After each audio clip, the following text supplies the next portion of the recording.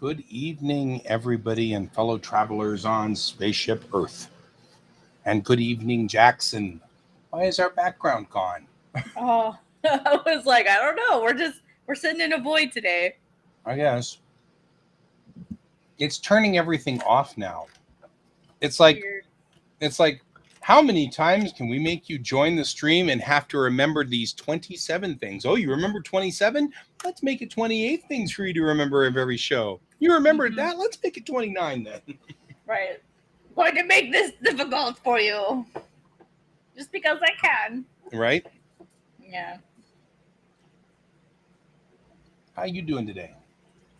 Doing pretty good. I worked on finally got like the sketches for this done. So I got Mal designed, which is Aros's Miape, his darker self. Um so that's what I'm hoping to get this done today is get some serious inking done so I can move on and work on somebody else for once. Right?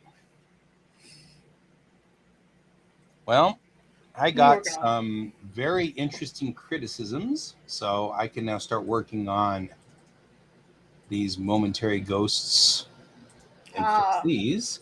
got back from your editor then? Yep. Yeah. And he had some horribly sharp things to work on that I'm not going to be happy about. Oof. So we have a couple of minor fixes, but then we have a big fix, which I'm not sure about what to do with that one. So I'm going to have to poke around here and figure out what I want to do with it. But hopefully tonight will be a good night for that. So there we go. But I think his first critique was pretty straightforward, and I appreciated it. I understood it, which was if the girl they pick up has DNA that they've never seen before in their entire lives, then she'd be left on the big ship that shows up at the end. Mm. And I need her to be with the ship, our hero's ship, as our hero's ship leaves. Hmm. So I was like, ah, crap. That makes sense. Yeah. Yeah, so I've decided to change her DNA pattern so it matches Chang's, and then make Chang's DNA group rare.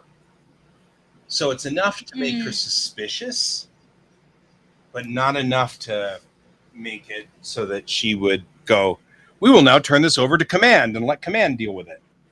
You know. Hmm. Yeah. Sort of basically like a little plot hole. Yeah. No, That's not the plot that's one holes. of the things that he hit me with, and the other one was we don't spend enough time with Alex, the girl, to attach to her to understand why she wants to stay. Mm. And I was like, that one's tougher because what he really thinks we should do is find some time and have her spend some time with the crew instead of going out and wandering around and doing stuff. That's going to be a rewrite of many pages. But this is why all of my pages are this complex, like you're about to see right here. Look how complex this is. Oh, Yep. hang on. It's not. Keep them simple so it's less a pound. What do they say? An ounce of prevention is worth a pound of cure. Yeah. Yep. Yeah, that's why this is how complicated the art was. Yeah. Keep it Right? simple. Because now if Exactly. I So that blow it's this easier to entire redo. page out, it won't matter. If I have to throw the page out so I can go redraw the thing, it's not going to matter. Yeah, that's why like with the pitch deck that I'm making, and that's actually what I'm working on here. This is the whole like pitch deck. While I'm working on it, the pages I'm going to submit, I'm only going to draw out the first 5 pages, and then because that's all they asked for was 5 like nice artwork, like nice just to see what you're looking for. Mm-hmm. And then if I want to do the rest, I can keep them in maybe like a middle ground cleanup stage. So that way it's like like a clean set of pencils, so that it's like understandable. Yeah. Because I don't mind having to redraw like 5 pages or make changes to a few pages. I don't want to have to make changes to 20 or to 16 pages. I'm already having to redraw the first 70 that I've already made. So not again. Not again. Mm. I've learned my lessons the first few times.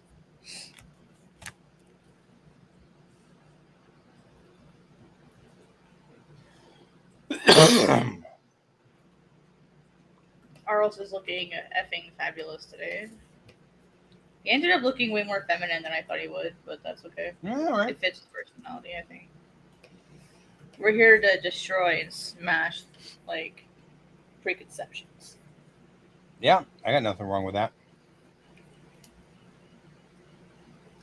Well, I was worried about people being like, oh, like, he looks really feminine, and, like, this must be, like, a yaoi or something, and I'm like, no? No? I've had, like, that was some of the feedback I got, was like, is this for a yaoi? And I'm like, no? Like, why does he have to look hyper masculine? Like, shit, it's not a shonen, you losers. Yeah. Damn. I think, you want my opinion on this one, I think you worry too much about what people will worry about.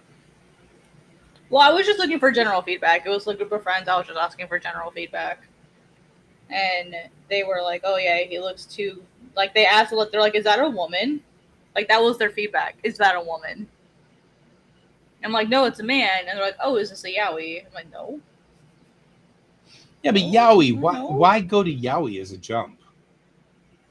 Because, like, I guess, like, it's a trope or something that the men are, like, feminized. Like, they're made to look like femboys. Well, or yeah, something. but that I wouldn't jump to that. Me too. Same. Like, I don't know why they jumped to that. Yeah. And that's kind of like, wow, your main character's got big boobs. Are you drawing porn? I mean, it's like, whoa, right? How'd you get there? Right? Yeah. That's a hell of a jump. Yeah, it kind of sucked. Like, I'm not gonna lie, it did hurt my feelings. Yeah, I don't think yaoi, like, when I look at your stuff at all. I can see, because you make bishi, your characters are very bishi, but that's fine. Yeah, that, it puts it in there with greats like Fushigi Yugi. I'm not gonna complain. That's exactly what I was thinking. Like, that's what I told them. Is I'm like, have you read Fushigi Yugi? And they're like, no. Yeah. They're like, that's a shoujo. Why would I read that? I'm like, bruh. Have you not? Hey, you've obviously not read Fushigi it's Shonen Jump that it came from. So I'm just saying. Yeah, it's in the Viz app. So it's like, yeah, it's like, guys, I can that immediately. And it's frustrating when you're working outside of the shonen genre or demographic. Yeah, even I mess up. But that's the thing. Like, because of Fushigi Yugi, I actually jumped to Sarah's, which is shoujo. Oh yeah, Sarah's. Don't forget Basara. Mm-hmm. But I'm just saying that, Red River, Yona of the Dawn. Because I got into Yuotase through Fushigi Yugi, I jumped to Sarah's from that one. That made sense to me. Mm-hmm. I love Sarah's. Mm-hmm. I haven't finished it, but I love Sarah's. Neither have I. It's on the Viz app, I think. It's like Urusei Yatsura. I haven't finished it either because there's only 4 million pages in it. Because Rumiko really needs to go to sleep somewhere along the line here. I think she's been awake since 1980. Yeah, I don't know how she, like. Well, I know how she's doing it. She's got a buttload of assistants, but it's like she's amazing. Just like people talk about Oda being a truck, and I'm like, have you seen Rumiko Takahashi? Right. Have you seen like how just the sheer amount of series and content that she has?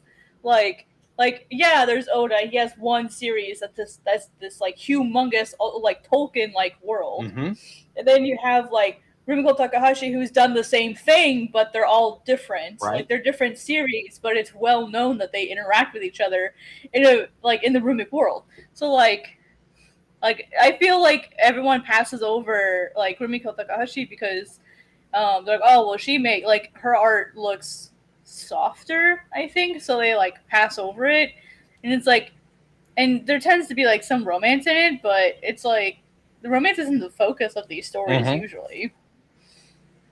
I mean, dude, look at like freaking Mermaid Saga. Like, oh my god. That was a brutal series.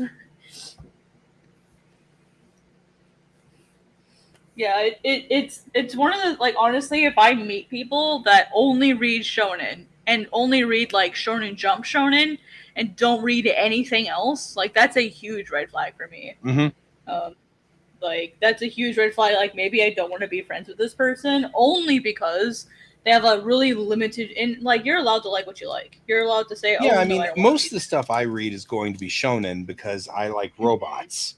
And with the Mhm. exception of Escaflowne, I very rarely find shoujo that runs robots and, with Yeah, that is spaceships. difficult.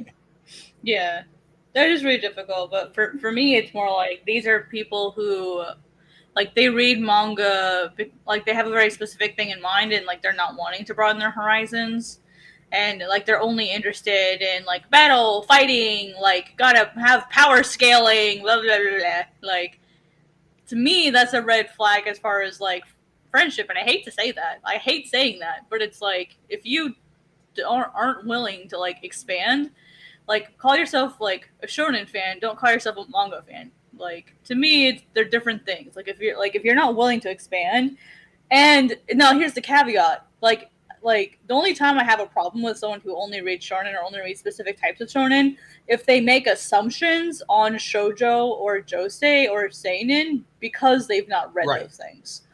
That's where I have the problem. Like if, like, for example, I have a friend, the only manga he's ever read is One Piece. He's not read anything Sure. else. But there's nothing wrong And with that as that's long as he doesn't have an opinion. exactly, yeah, that's perfectly fine. He's super nice. He's super chill. Like he loves hearing about other stuff, and like eventually, like I'm trying to get him to try sand blaster or sand something that came out recently by from like the Toriyama creators. It's done in the same style, so like I'm trying to get him into Toriyama because I think he'd really like it. Right. But if he doesn't get into it, that's perfectly fine. And then there's another guy that was arguing with me and saying that the reason why shojo does really bad is because it's really shitty. It's really shitty storytelling, and it's only for girls, and girls don't read manga. And it basically was saying how like shojo is completely inferior to shonen, like really really nasty sexist things. Yeah, And that's really weird. he was in my freaking Twitter space once, Wow. and I was like, no, dude, like this is not okay. You're in my Twitter space. You're gonna like get the f out if you can't be respectful. You can't block And he now. was anyway, yeah, it doesn't matter to me. I just mute his ass. So I don't even get any notifications if they say anything. I tend to mute rather than block now, even though if you make my block list, like I don't like you some block, but if you make my block list, you fucked up. Yeah. Like I'm a nice person. Plus, me doing community work, it's my job to be community focused and not pull that kind of extreme. Right. But if you're gonna be an asshole to me, I'm gonna block you. Mm-hmm. Like Makes sense to me. yeah, if I can't deem that there's anything valuable in this relationship between that's like a mutual exchange, not just like you being a butthole and me having to like sit there and take it because like gotta be nice, then no, I'm not gonna be around you. And there's been a few people like that. Like there's been some really really really stupid fights on Twitter. Sure. That I've been Well, there have been stupid fights on Facebook. Oh yeah, I've seen a couple. I've Like been in a couple of fights where I'm like, why the hell am I here? Why am I in this problem? I shouldn't even be here. I've had to unfollow a couple people on Facebook lately who have lost their way. Yeah. And are getting into outrage marketing now, and it's really sad. Yeah. So I mean, there are a couple of things that are interesting. Like I have noticed also that I've changed stance on things, and it's made things inaccessible now, which is interesting. As a younger person, I really liked things like Cutie Honey and Dirty Pear. As an older person, I'm kind of like, I don't know if I'm in on that fan service. No, I'm not on fan service at all. Well, I know, but I mean, like, there's a certain amount of fan service that I'm like, I mean, Cutie Honey has always, Go Nagai is notorious for this. This is the same guy who Kekko Kamen comes from. Right. And Kekko Kamen was entertaining to me early on. And later on, I started to realize that a lot of what Kekko Kamen was all about was just really trying to figure out if they could get cute actresses to be naked. And then I'm like, yeah, you know what I mean? Like, yeah, not for me, yeah, Chief. we just Yeah, that kind of feel. totally had this entire discussion with my buddy, my best friend. So my editor on this, by the way, is my best bud. I've known him since Oh, I high see. I see. school. We met in high school because both of us were writing stories. And back in high school, Mm-hmm. you had to go to the computer lab to do that, not you. Um, Mm-hmm. so you had to go to a specific building to do it, and there were all these, IBM 8080s. They weren't even like 286s at that point. There were all these old IBM things which had just a word processor on them. So he and I have been giving each other our writing for nigh on to 35 years now. Yeah.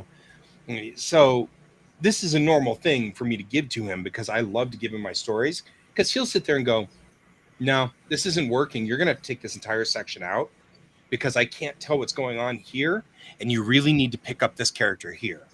And he's like really, really good at being super detailed about that. You know what I mean? Mm. Yeah, I have a consultant that I work with as well. Yeah. And she was able, like when she read it, she was like, "Who's your protagonist?" She's like, "I know who your protagonist is, but I had no idea. Like, if I didn't know, like, I would have not known who your protagonist Right. was." And I was like, "What?" But sometimes he's wrong. He looked at he read the Omake, and he just got all hung up on the fact that Captain Chang was naked through the entire scene. He just couldn't leave that alone.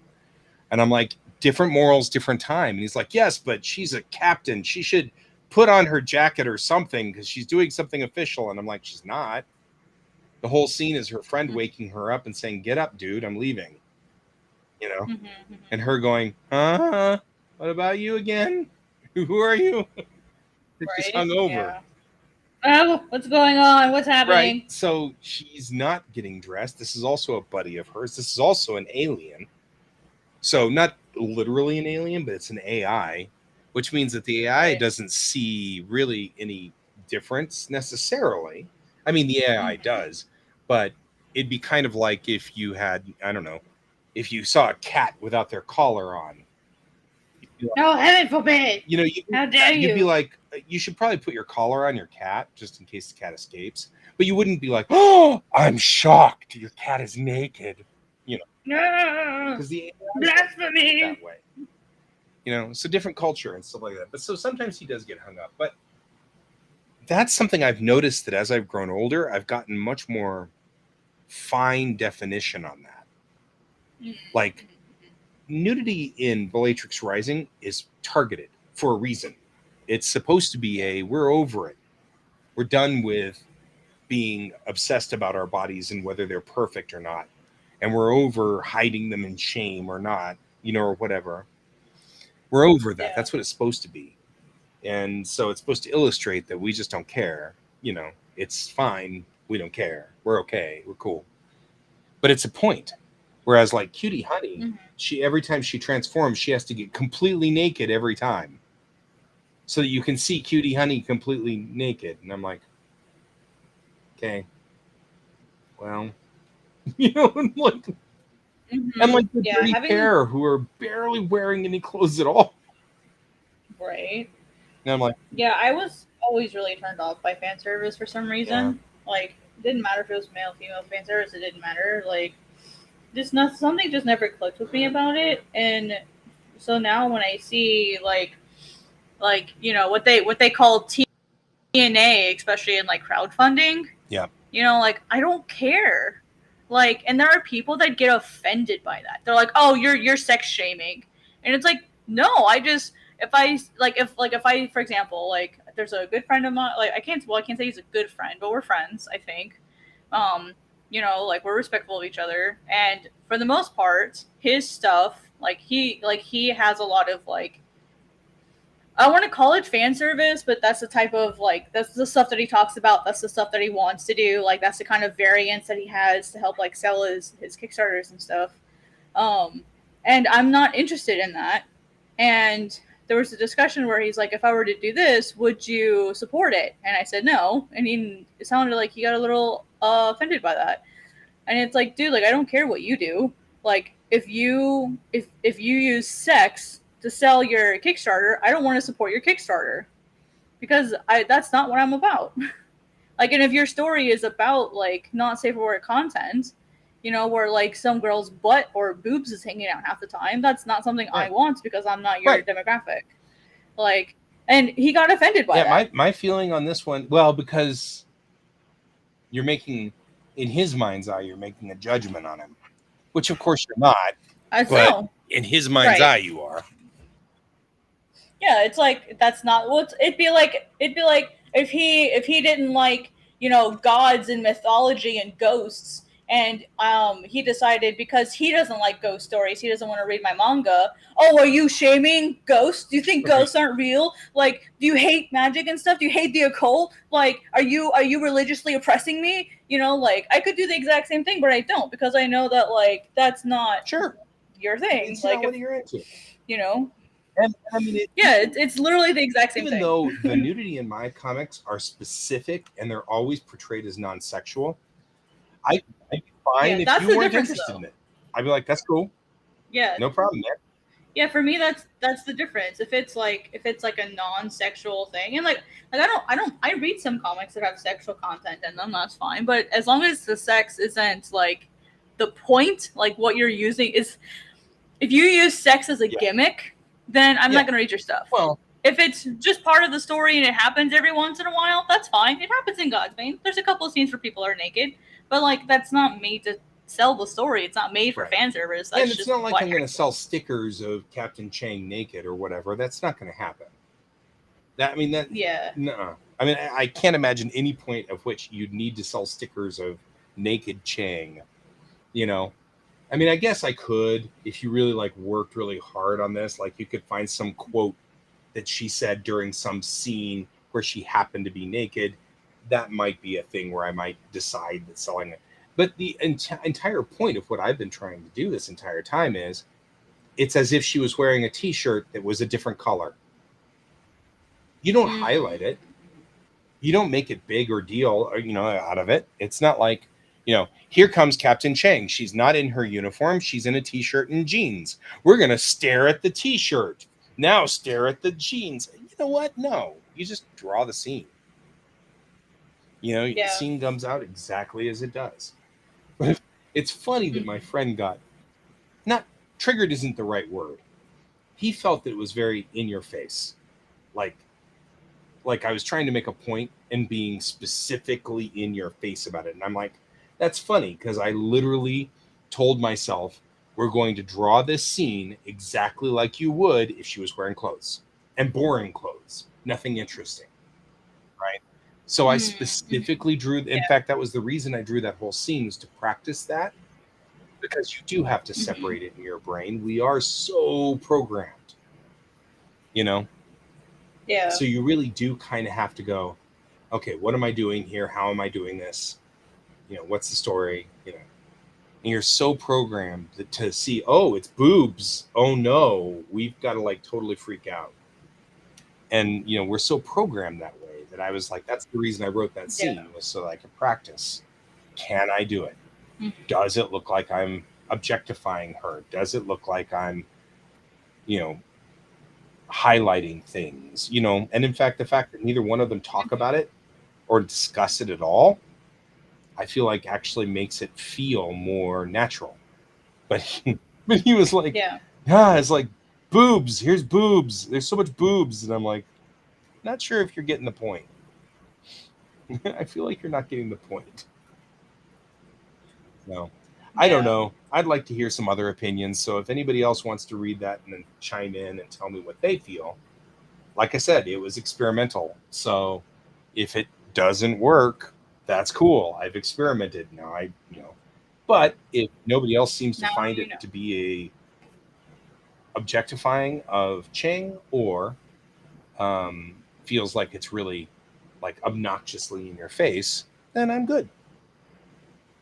Once again, I will remind everybody where our comics exist by putting the thingy up on our screen, where you can see that I have done Bellatrix Rising, which is over here at globalcomics.com/C/Bellatrix-Rising. And of course, Jackson is doing God's Bane, And you can find that at globalcomics.com/C/Godsbane dash. There you go. Yes. You're welcome. Thank you. Yeah, here. I got to change this thing though. Both the opening both the opening credits, not the opening credits, closing credits, and this. I'll say cat. So I went to go fix it. Hey, Juan. No worries. Good to see you. I feel like this is a simple fix. It's only page 18 that needs to be messed with.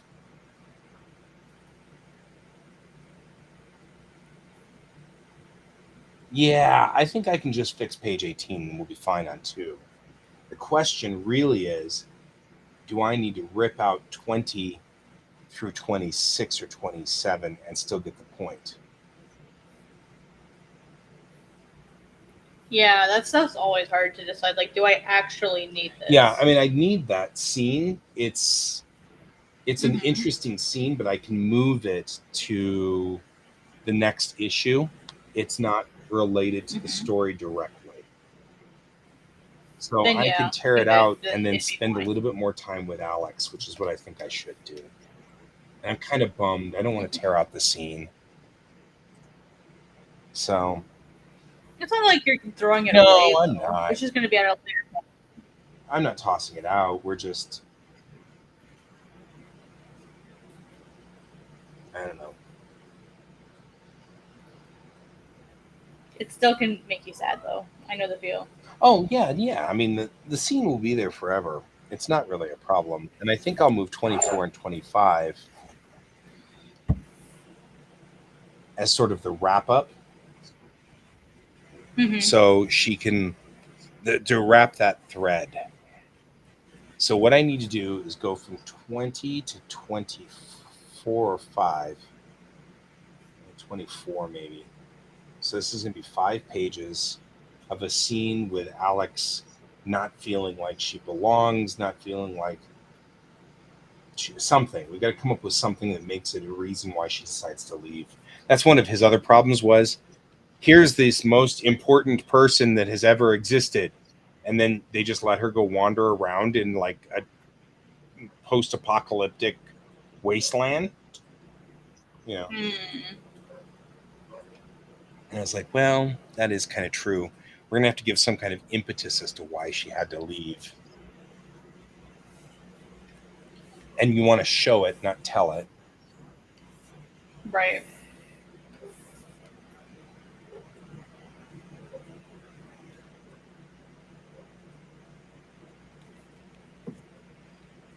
Hmm.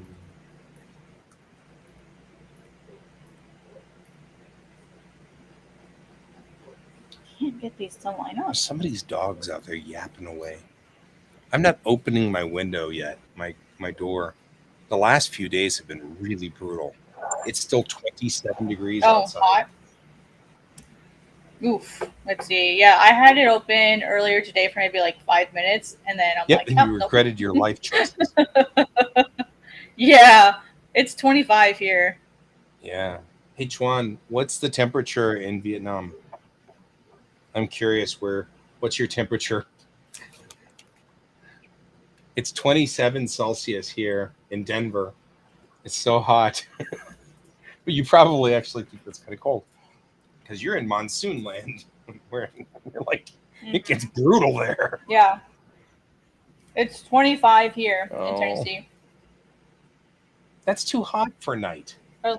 You can't even sleep. It is. You can't It's sleep hot. in 25 degrees. Nope. I can do 20, but I can't do 25. Right? Hi, Miso. Gonna be chill once today? it gets to 20 and below, we're good. Once it drops below 20.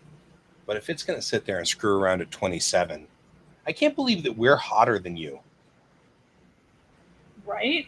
It's been like that a Yeah. lot lately, I've noticed. Like the last few days, it's been so hot. Ugh. We've had, I was looking at our schedule, or not schedule, wow, schedule, our weather schedule, our weather forecast. schedule, that weird weather schedule. Mm-hmm. There is not one day below 30 for the next week. See, that's and just a half. not right. Like, there's a couple days it goes all the way up to 39. Hey, Chuan, that's true. We did not have a live stream yesterday. We do not usually Correct. stream on Friday night through Saturday or through Sunday day. So this is the first stream of the new week. This is effectively our Monday stream.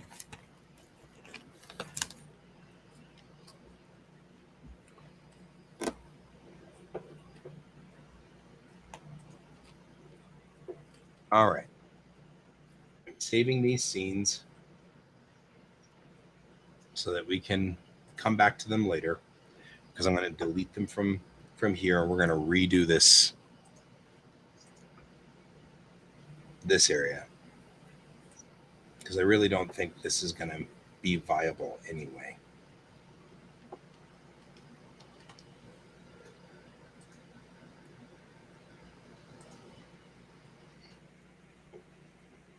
Okay, so I pulled these scenes out, and this whole section is going to be saved somewhere else.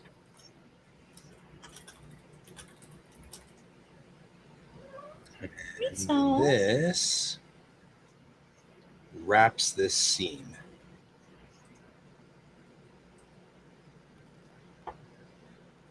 He was also saying that he had a problem with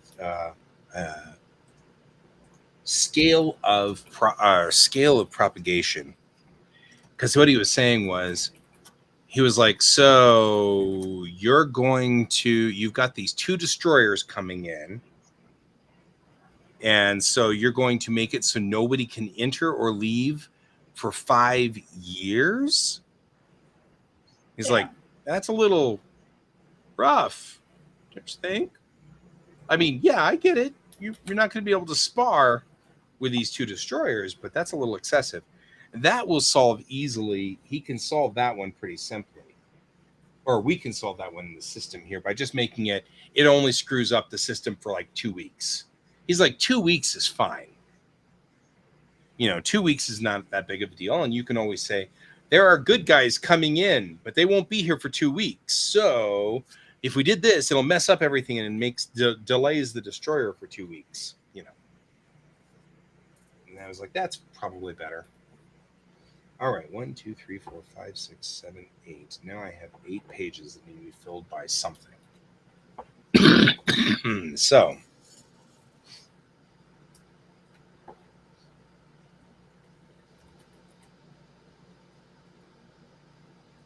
well, the mess hall scene could probably still be no.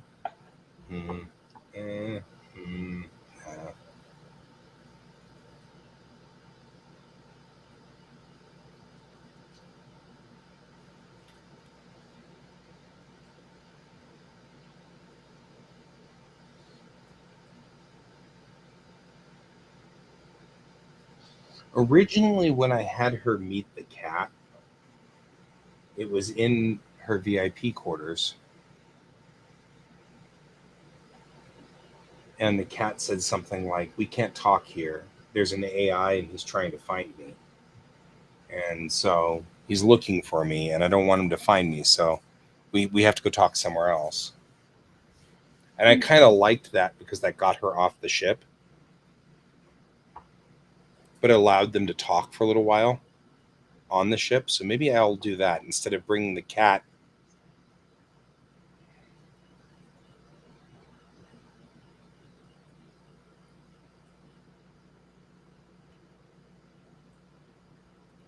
Yeah, maybe that's what I'll do. I'll move the cat scene into the ship, because he's an AI. The cat is an AI.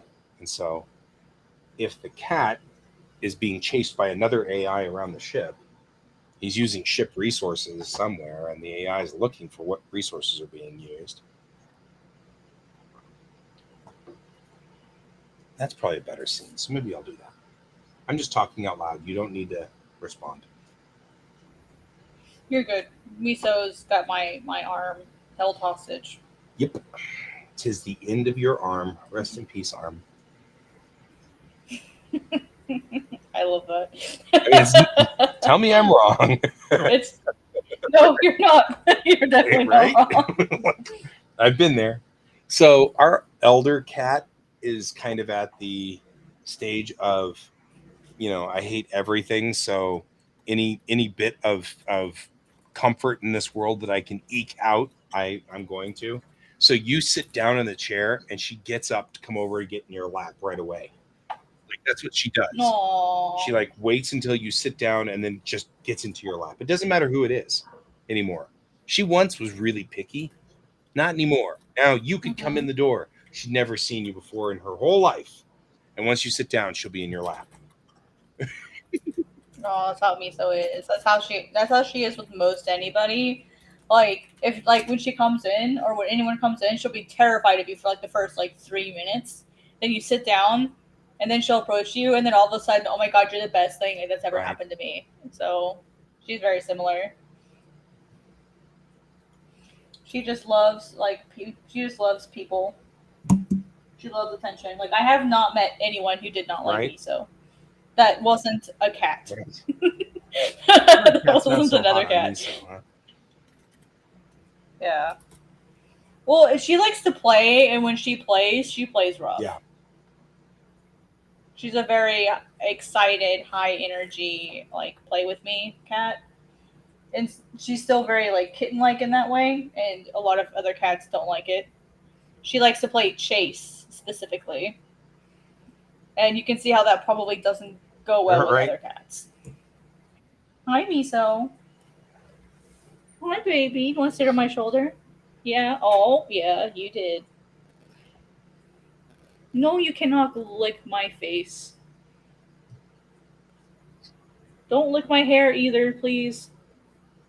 I just took a shower. And then it's the smell of cat breath. Should I get? Mm-hmm. There you go.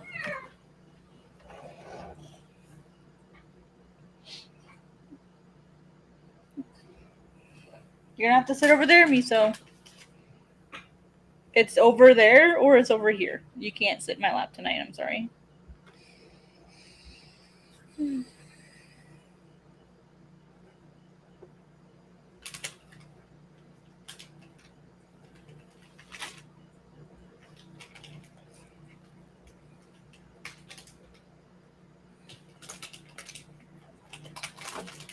Would you stop biting my popcorn?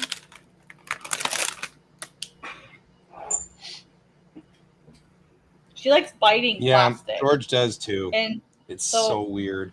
Mm-hmm. So if I leave anything plasticish around, she's like, "OMG, I have to go eat it."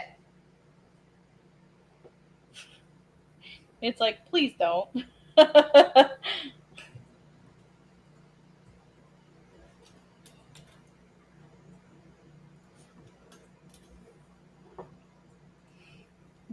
Like she's opened like a couple things of bread that way. It's gluten-free bread is bad enough. And then she decides, "Oh, I'm gonna eat this," and then my bread goes stale faster than it. Right. Yeah. That's the thing. Like this weird thing that's happened with this, my air conditioning unit. And like, yeah. He's taken the entire drain thing and dragged it off to my room now, and it's under the bed.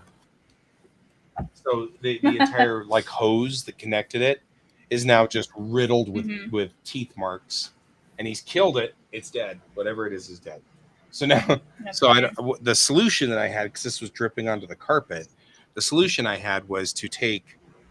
I went and got a pan that you usually put underneath your water heater, and I went and bought one for $20 or whatever, and then brought it over here and then stuck it underneath there. So now it's just dripping water into the pan because it's the condensation out point, where when the AC unit develops condensation, it starts to get water in it. So it's got the system to run the water out, and you're supposed to run that hose outside your room and out into somewhere else, so it goes outside. Well, he chewed that cable so much that it was just dripping on the floor, and it soaked my carpet. And I'm like, "You're gonna ruin this carpet." And I'm gonna be so mad because I don't want to have to get rid of the carpet. So then you did that, and then it was like, well, there you go.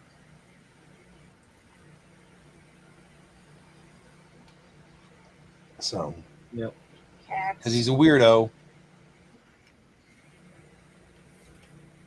If I don't put like any of my plastic away, like grocery wise, she will chew into it. Doesn't matter if it's trash bags, doesn't matter if it's toilet paper or bread. If there's plastic, she will chew on it.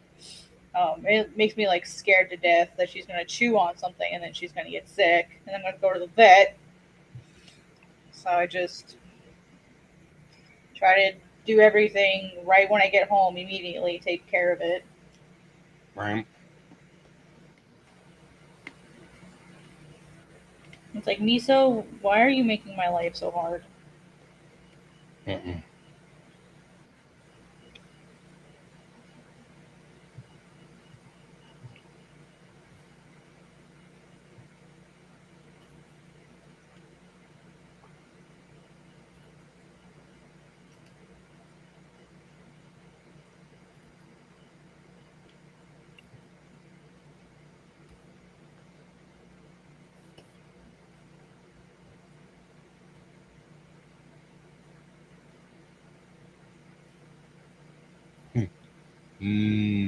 Plastic.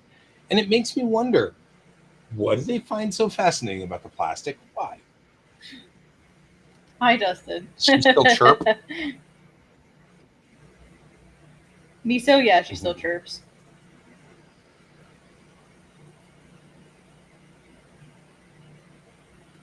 Yep, still does. Every once in a while, I'll get it on video. Yeah. Every once in a while.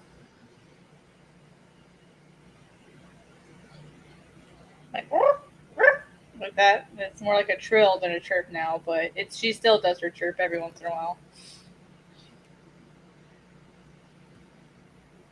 It's really cute. Brent. Hey, Brent, what's up? Parents eating dinner though. It's always a pleasure. How you doing, Dustin? Oh, sorry. Yeah, eating dinner with family is perfectly fine, Brent. Like, how dare you have social time with your family? What were you thinking?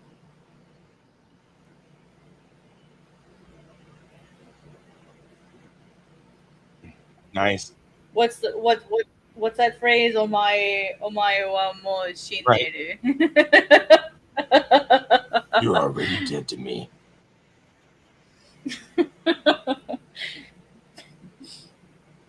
I like the fact that you use Omaiwa too, as if that wasn't like dirty enough.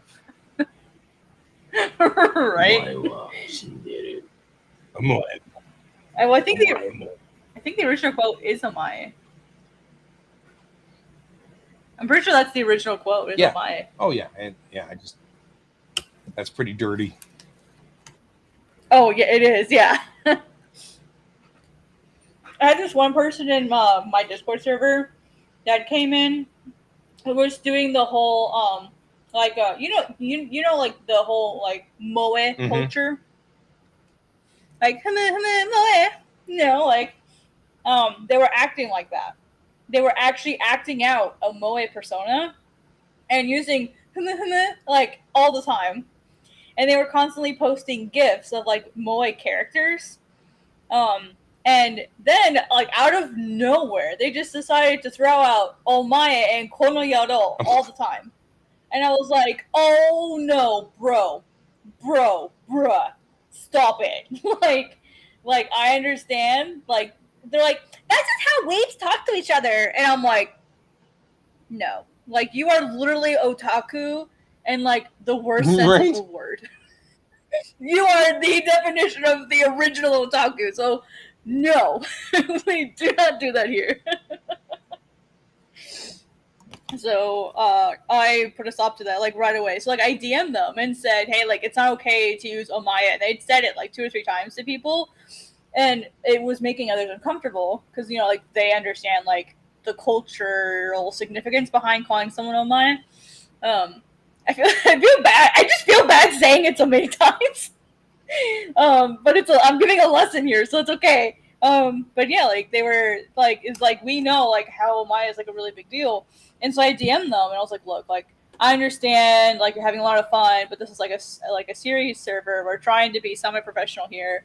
Calling someone on my, especially, and then like turning on me as like the admin of the server and saying that it's not okay, like, or that you're basically saying like, oh, it's okay that I do it because, you know, like that's how weebs talk to each other. This isn't a weeb server. This is the manga making server.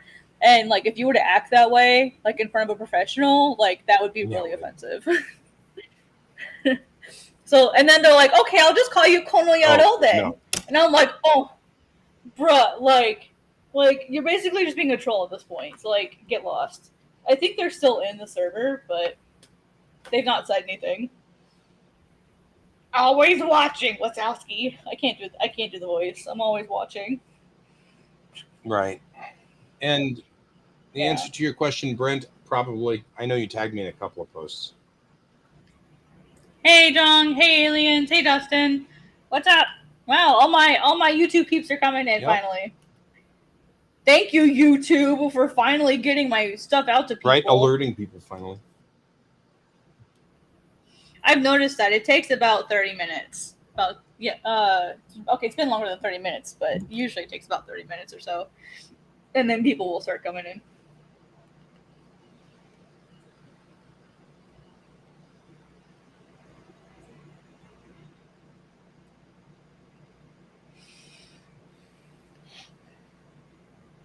It was the Life magazine from 1970. Oh, yeah. I saw that. Apollo 18? You mean 13, yeah?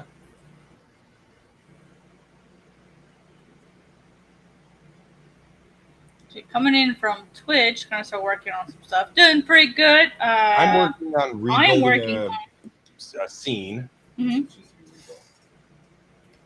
You finally heard back from your editor. I got it back from the editor, and now I got to rebuild the scene. It's fine. No arguments or complaints. Oh, Brent says Apollo 13. 13, not 18.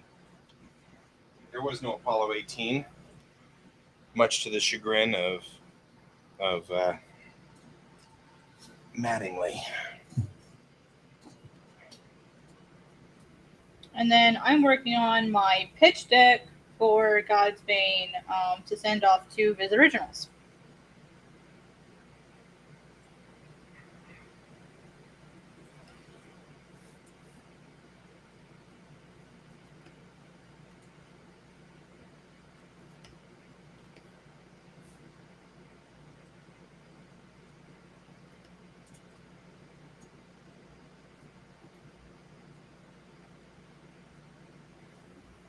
I'm like, I didn't honestly ever Viz, yeah. When I went to San Diego Comic-Con, I had a portfolio review with Viz Media that went pretty good considering how badly it went. I know it sounds really funny. I'll keep it really short. I brought the wrong portfolio to the portfolio review. Instead of bringing my generalist portfolio, I accidentally brought the work in progress pitch deck that I had, and that was the only thing that I had. And so I asked them if they'd be willing to give me feedback based on that. And it went well enough that I got a business card afterwards.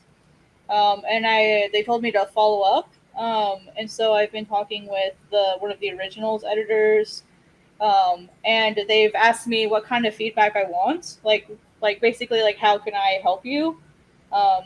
With getting, more feedback and more detailed feedback. And so I've asked them if they'd be willing to look at God's Bane as a more formal thing, like a formal pitch. And they said sure. So I just got to get that ready for them.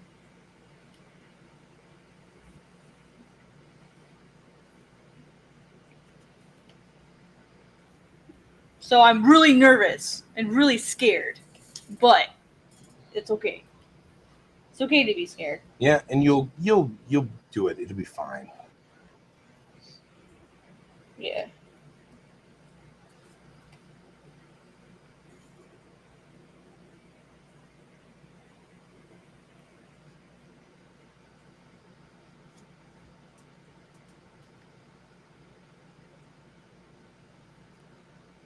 Yeah, it was actually really funny while I was there. So I I didn't know like who the judges or like reviewers were going to be. As I'm sitting there, I've said this like 50 million times. If you've already heard this, I'm sorry. Like, It's all right, I'm when I, drawing. huh? I said, it's all right, I'm drawing. Okay. when Bother me. when I was sitting there, like panicking because I knew I had like my wrong portfolio. I was like, okay, well, I know one of these guys looks really familiar. Like, I know I should know who this is. And I'm like scrolling through like the Viz Media LinkedIn trying to figure out who this person is. And I stop and I'm like, my stomach like fell to the floor. I was like, oh my gosh, no!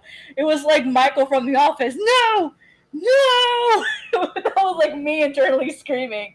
It was freaking Sasaki Hisashi, former editor of Weekly Shonen Jump, when Right. they had the wrong portfolio.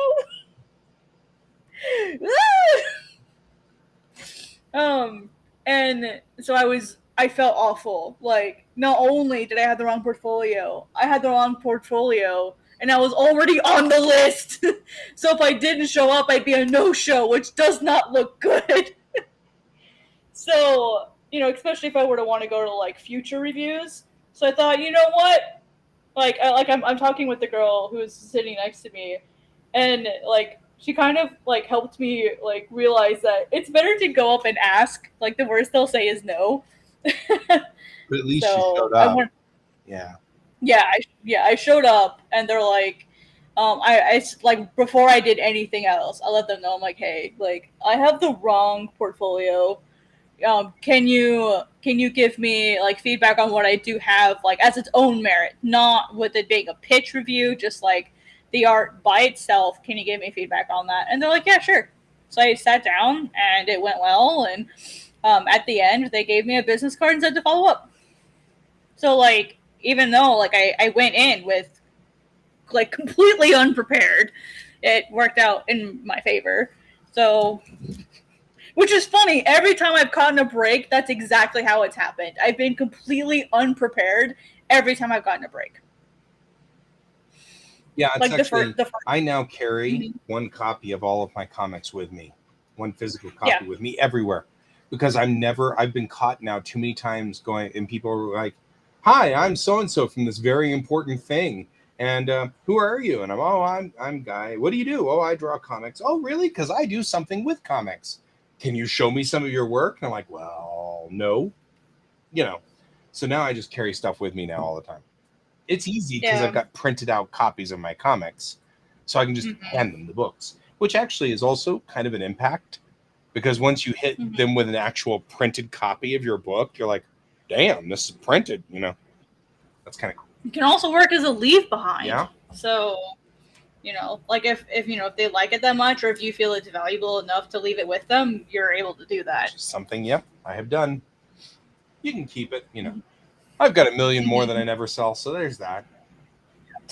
Well, we don't. You don't want to tell them Yeah. that. um, yeah, I like the other time that happened. Something similar happened to me was when I was actually I was interning with Tokyo Pop at the time, and I was walking one of their manga creators to a panel, and this was a how to draw manga panel with Wacom and Clip Studio. So they actually had an extra seat on the panel. And after I walked her there, they were like, "Oh, like Natalia, like do you know, do you know anybody that's here that could draw?" Natalia looks at me, and goes, "Oh, she draws. It's really good. It's really nice." And I was like, "Huh? What? No! Don't recommend me." I'd only been using Clip Studio for maybe like a year, so I didn't feel like I was like super confident with it yet. But they're like, "Oh, well, can you show me some of your work?" And this is Anime Expo, right? Yeah. And so like the internet's not super great, and so I'm like, "Oh shoot, like let me see maybe like." So I'm like trying to fit. I didn't have anything prepared because I didn't plan on that happening. Right. That's So been like, my problem the entire time. This imposter mhm, syndrome that you and I both suffer from has just kicked my ass on that one, because I'm like, every time I go into these situations with these big wigs of some sort or another, I'm always like, they're not mhm. going to want to talk to me and they don't really care about me. So I don't need to be prepared. Some part of my brain just like, don't worry about it. It's fine. They're never going to talk to you. It's fine. And then they do. Well, that and then I'm like,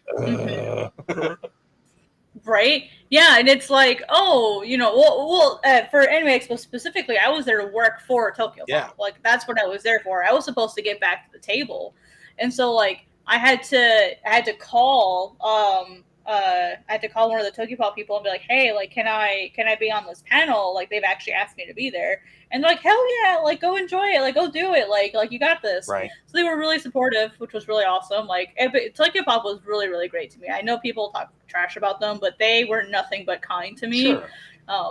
For, like, they definitely tried to make sure to take care of me while I was there. So anyway, but yeah, so like I decided, so not only did I get on this panel that, by the way, had 500 attendees, they had to stop letting people in. Yeah. So, which was crazy. Like, that was my first big panel, because I think the first panel I was ever on was that one at Rocky Mountain Comic Con forever ago. Yeah. That was technically the first panel I ever did. And then there was that one. And then during that panel, like, as we were like finishing getting ready, there was a piece of equipment that Wacom had brought that wasn't functioning. And so they're like, oh, well, I need to like run back, and I'm the only person with the code. And that was the moderator. So we were going to lose our moderator. And so he looks at all of the artists and is like, who wants to moderate? And you know how artists are. They're like, no, not me. And I'm like, I'll do it. Right. I live stream. I'm used to talking to people. And it went so well that they invited me back to moderate the next day. Right. So I ended up moderating 2 panels at Anime Expo with like no preparation, nothing. Like, I didn't really. And here, one of the artists I knew of, like, her name is Zelda CW. She does amazing manga manhwa. She has a lot of like artwork for Heaven's Official Blessing and like that line. So like, I knew of her work, but I didn't know that the Zelda sitting right next to me was that Zelda. Right. So when I was introducing them and reading my script, I went, "You're that Zelda!" And so I'm like, I'm moderating, right? And I have like a mini fangirl moment for like 3 seconds where I'm freaking out because I realize who this person is on my left-hand side. I'm like freaking out. And then I move forward. And like after that, we've been like, I'd say not like super close friends, but like I hang out on her streams, and like we can talk and stuff, and we're pretty chill, and she remembers me when I go in and stuff. So like since then we've been like friends, not like super close friends, but we've been friends, like business acquaintances. But she's super nice, she's super chill. So yeah. Oh, and then that opportunity, because I did those 2 really. So after those were over, I went to like on my time off at Anime Expo to go do what I wanted to do. I went to Wacom's booth and I drew live at their booth just for fun, for lulz. And they had this big old screen that would like face the crowd, and I was working on some Godsbane pages at the time, like some of the drafts I was making. And people stopped and I talked to them and I gave them advice. I just did what I do here. I just draw and people talk to people. I talk to people and draw. Mm-hmm. Yeah, they were so like pleased with that I did that on my own, that the next week on Tuesday I got invited to be their resident at San Diego Comic-Con. I got a free ticket. I totally lucked out being in the same place as Ben Dunn. No, I didn't necessarily luck out. I think somebody was trying to set me up with that, and I think that somebody is somebody I know rather well. But I think Neil was trying to set me up because he managed to get us into a panel where it was just like Todd, Neil, me, and Ben Dunn. And there was nobody else there. So I got to talk one-on-one, and then Ben asked, is anybody here writing? And I'm like, I'm writing. He's like, let me see your comic. It was like, okay. And I happened to be tabling, so my comics were at my table. So I gave him the comics, and he read through them, and he's like, these are good. Send them to me. And, he's like, okay. Did you follow up with him after that? I sent him PDFs of all of Blight's Rising up to that point. He said, "Did you ever hear back?" He wrote back and said, "When there's an opening on the calendar, I'll tell you, and we can put it in." Like with the Antarctic Press?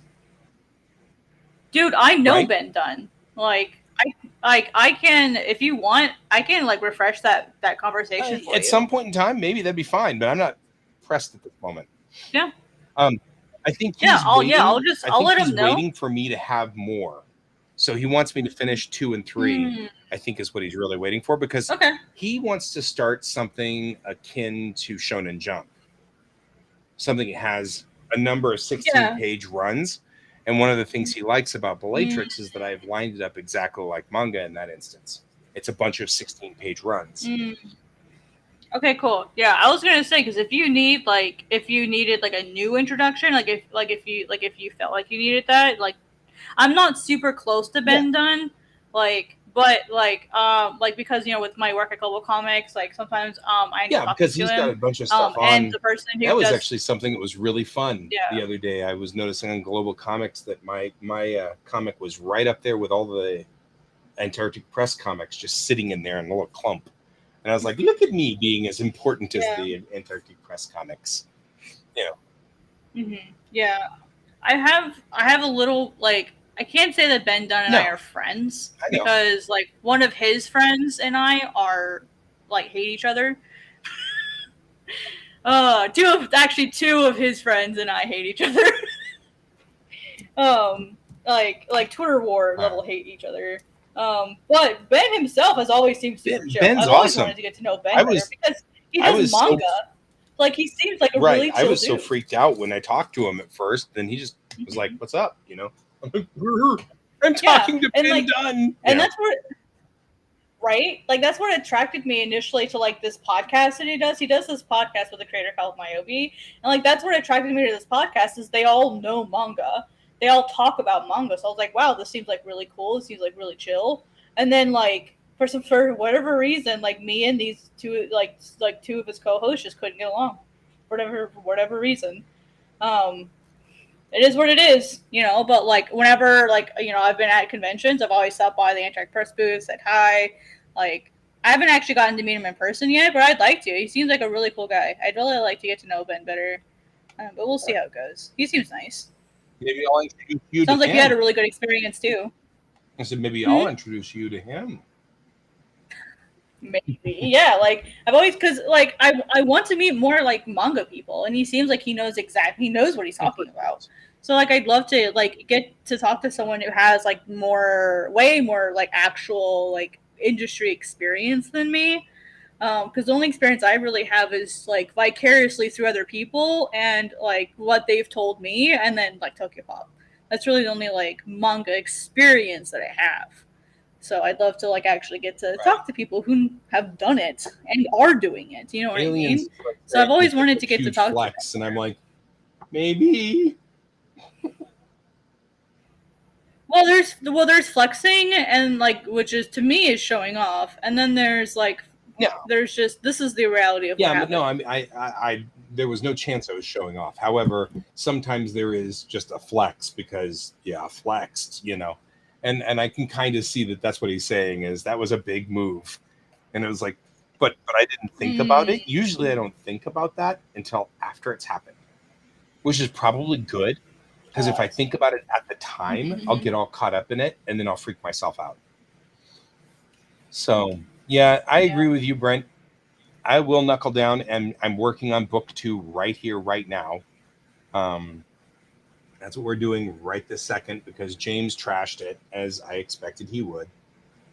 He didn't trash it. Wait, which James? My buddy James. Which one? Was it one of the ones that was at Nope. Red Team Go? Okay, different James. Because I know like 3 James that were out there in Colorado. James is my best bud. He's the one I went to high school with, and we worked together and swapped stories back and forth. Yeah, he's with the U.S. Army Corps of Engineers. The James I know is too young. So, and he's a lieutenant colonel. So I usually like to pass all of my stuff through him to make sure it's up to military spec.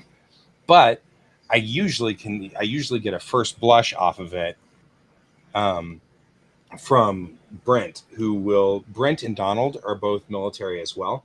And so they'll nail it if I do something wrong.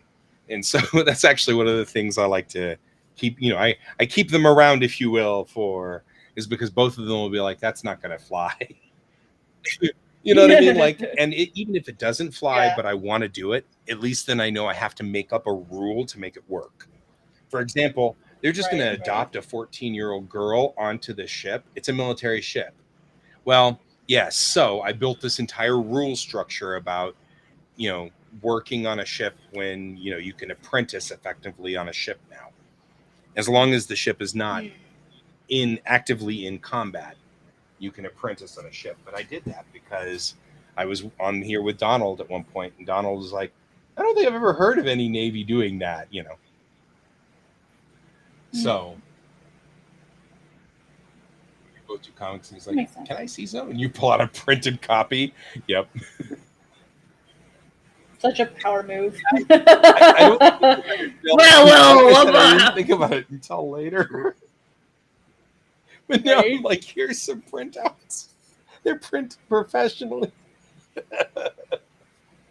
And not only that, I mean, when I did it, I made sure that we've got boards and they're in a plastic bag, so they're, they look like they're just straight out of the thing. Mm-hmm.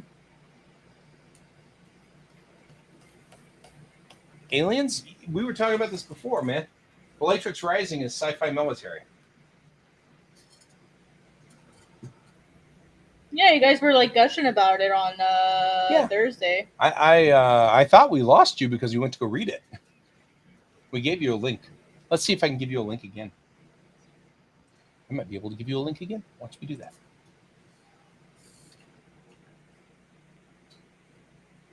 It always goes there. I don't want it to go there. I want it to go there.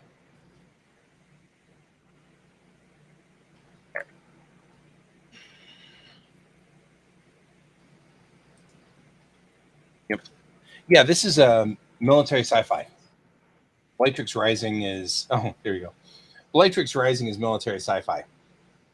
So it's the whole series is military sci-fi. But that's why I have everybody... I used to be a Trek. I used to write Trekkie fan fiction, Star Trek fan fiction, and I was writing a series called Tamerlane, which was based on not the Enterprise of Star Trek, so just some other ship. You're welcome. Some other ship that was tootling around the galaxy with its own crew and everything like that. And then I was having this discussion with my dad, and he's like, "How many pages of Tamerlane have you written?" I said, "I don't know, something like 300." He's like, "You can't sell any of those. They all belong to CBS." And I was like, "Well, yeah, I didn't think about selling them." And he's like, "Why not? They're not bad. The stories are solid. The characters are believable, and you've got all this, stuff, and you clearly know how to draw, And he's like, "So why don't you just do what that Seth MacFarlane guy did? Change the uniforms, change the ships, and call it your own. Nothing you did in Tamerlane was with Kirk, Spock, and McCoy, so it won't matter. You don't need to change anything." And I was like, "Oh, I guess you're right. I hadn't even thought about it, And then, so I was like, well, here's the thing. I'll go in and do some world building because there's this COVID thing starting up. I don't know, weird thing. Probably will last a month or so. So I'll just do world building during COVID. And then when we open back up in a month, I'll start writing the new thing." Well, we all know how long COVID lasted. And it wasn't until Brent was like, "That's it. Stop with the star maps." And that was like Brent's thing. He's like, "That's it. No more star maps. You've got to stop with the star maps. You got to do the thing. Writing your story. Start it. Just start it. Just start it." Just do it. Just do it. So we weren't quite clear of COVID, but then it was 2 years later when finally, because we've been streaming this since just before COVID started. The maps are beautiful too. I'm very proud of them. But yeah, they're also accurate to about 3 light years. So there's that. Or maybe I think it's actually probably more like 5 or 10 light years, but still, I don't want to mess with it anymore. But yeah, so that's kind of a thing. So that's the story of where this came from. The Marines put you up to this. Yeah, it's one of those things. But I mean, like, he wasn't wrong. We just need to stop. Like, here are the infamous star maps. Like, here's our galaxy, right? And this actually, this map is pretty accurate to what we know is the galaxy. Like, we're right in this section right here.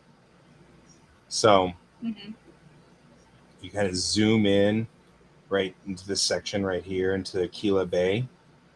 And that's this little section, and we're right in this little place here. We keep zooming in and in this area, and then that breaks down to, this whole quadrant breaks down to the next map, which is this guy here, right? So that is just 2 of those. And then you break in here, and then you've got the human local zone, and this is our POZ for what what Unity controls in this area. And the Unity is here, the Pleiades are here, Beehive is here, the Commonwealth is here, and Sol is right there. So the Pleiades are actually these guys right here. They're moving along crossways across the galaxy. No. So the Pleiades actually, they believe, belonged to another galaxy that collided with us a long, long, long time ago. So the Pleiades aren't moving in the same way. They're moving kind of crossways across the arm. And they're not the same type of stars. They're different. And that's like inertia type, basically, because so they're still moving. Yeah, they're still moving across the arm. So if you look at the arm itself, let's move back to the bigger one, bigger map here. These arms, everything is kind of moving in a way that's kind of like towards the center, right? So all the arms keep kind of pulling in, but the Pleiades are moving this way. That makes sense. Then, yeah, based on that trajectory, it would make sense it was a collision. Yeah. Oh yeah, that became fun. Hey, but I did it. That's super cool. You have a 3D version of the galaxy? No, I have a 3D version of the local space, but yeah. Okay. That's so, like, such a boss move. That's so cool. Yeah. There you go. So this is the local space. So Bellatrix is right here. So for those of you who are wondering, Bellatrix is the left shoulder of Orion. So if you look at the constellation of Orion, the left shoulder is Bellatrix, the right shoulder is Betelgeuse. I was wondering if that's what the reference was to. It's the left star of Orion. So I was wondering. I always wanted to ask.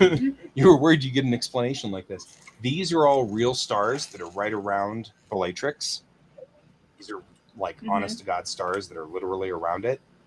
So like all of these are places that I have now named, because of course nobody's going to land on these planets and then go, oh, we're going to name it ARC 4432105 because that's easy. Instead, they're going to name it something else. So like they do that and everything goes through here. And then here's Moment right here. This is where we are in the story right now. So it's in the sunset sector. And this is that new thread terminus that the whole story is talking about. So in the story, they've opened a new terminus. A thread has come in from Earth directly.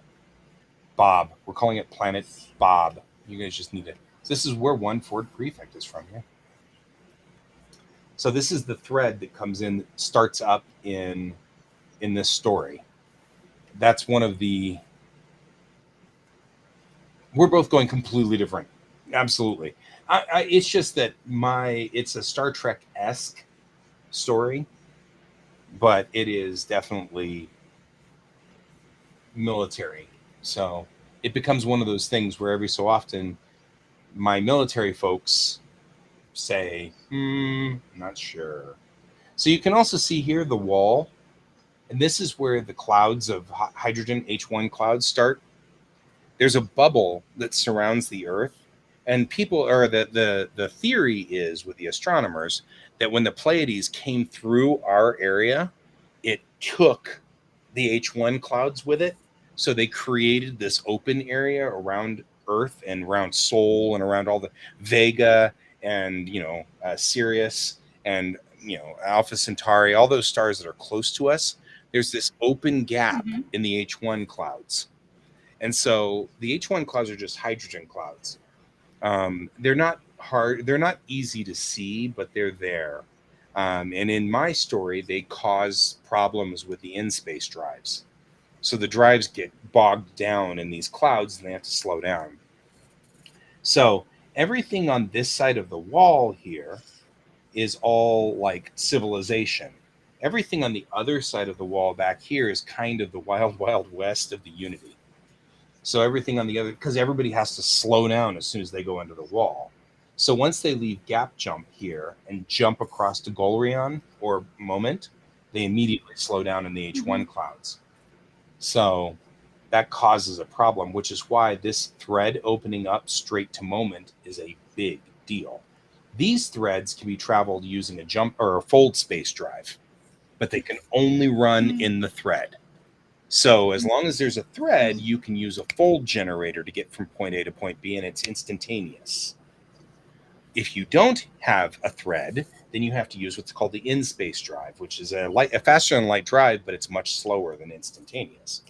So it's like from Bolatrix to, say, the unknown home here would be like a 5-day journey or something like that. So it takes more time.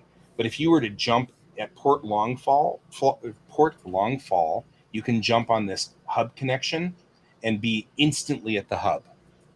Boom, in an instant, because it's on the thread.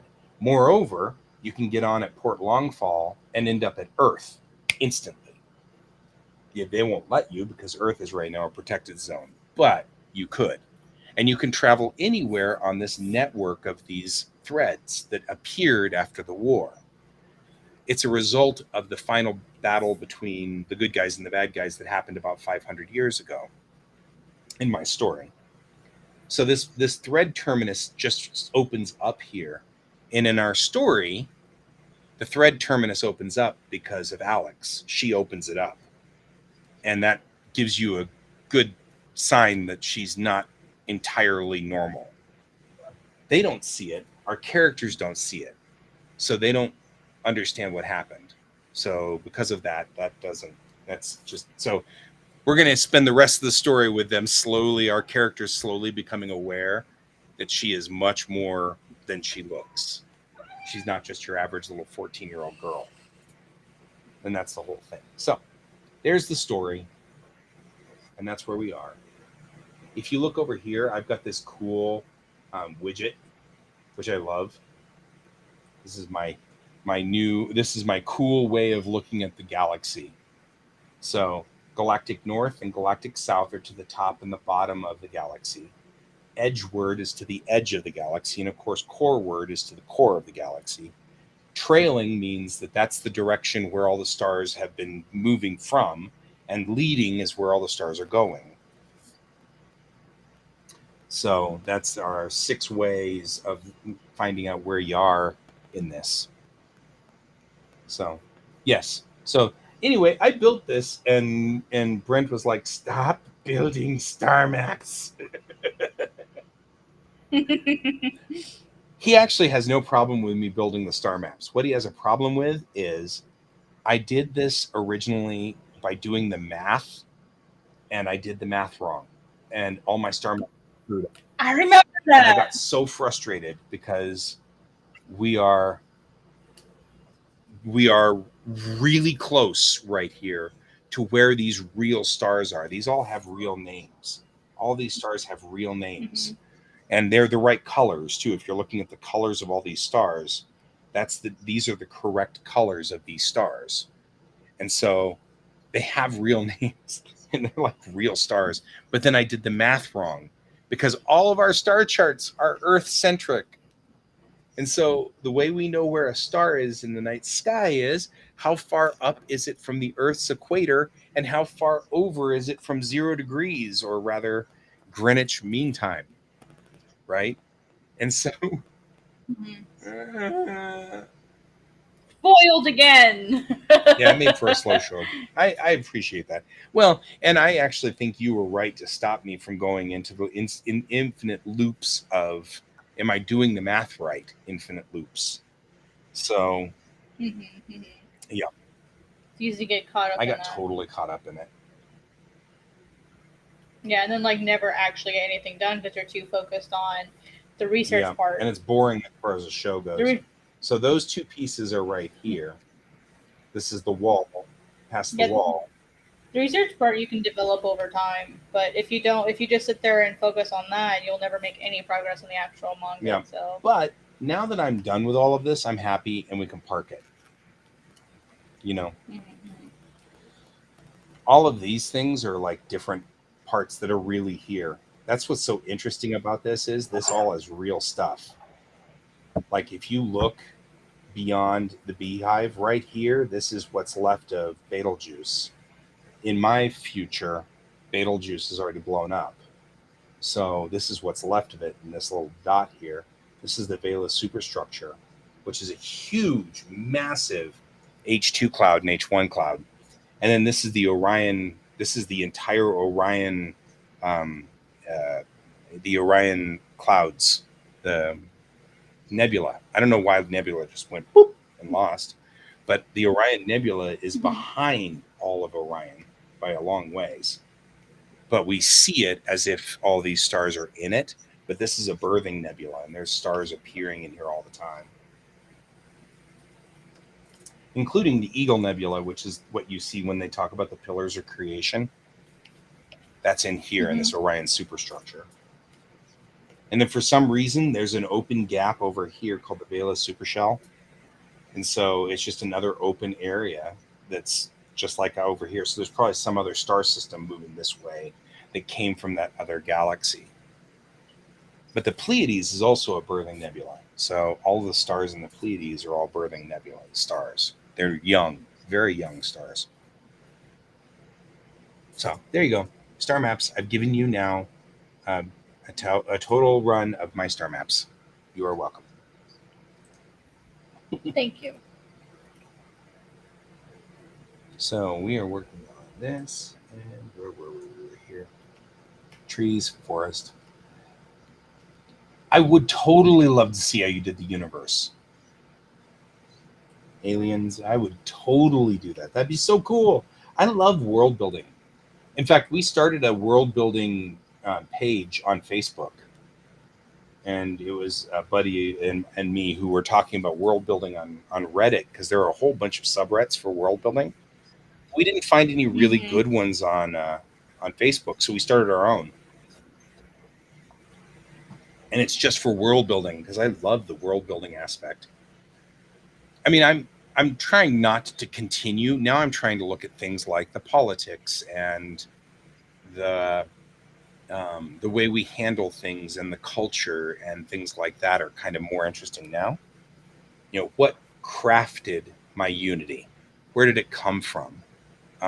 Because they were all rescued people from Earth, but since the aliens rescued people from Earth, they didn't take only people from the United States. They took effectively 1/10 of the population randomly chosen. So they didn't necessarily get any leaders. They didn't necessarily get any. They just took as many people as they could get onto their ships and shove them in. You know what I mean? Like they just as fast as they could because the Earth was being destroyed.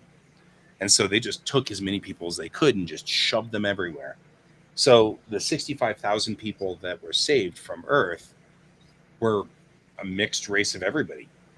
So now the culture has evolved from that 65,000 to the where we are now, which is multiple billions of humans, but they're all effectively like these new cultures and this new design and this new, everything is drawn out of it. So you don't have Indians and Americans and you know what I mean? Like you don't have those anymore. You don't have Japanese. You just have people who then branched off into these new things, you know. That's cool. I mean, that's the thing.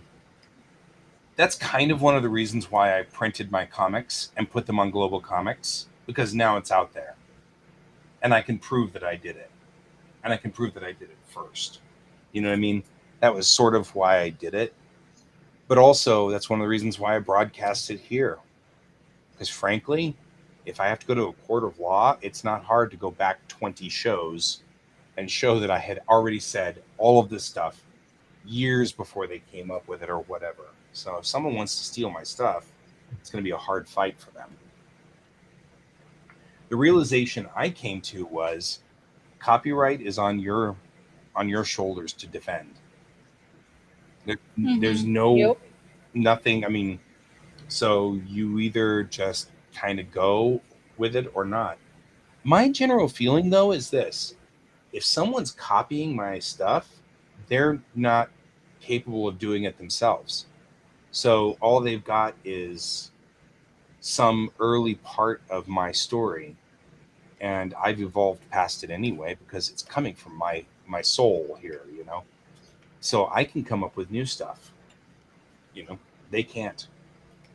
That's what I've always thought of all the time is if I can do this, if they can't do this, then that's on them, not me.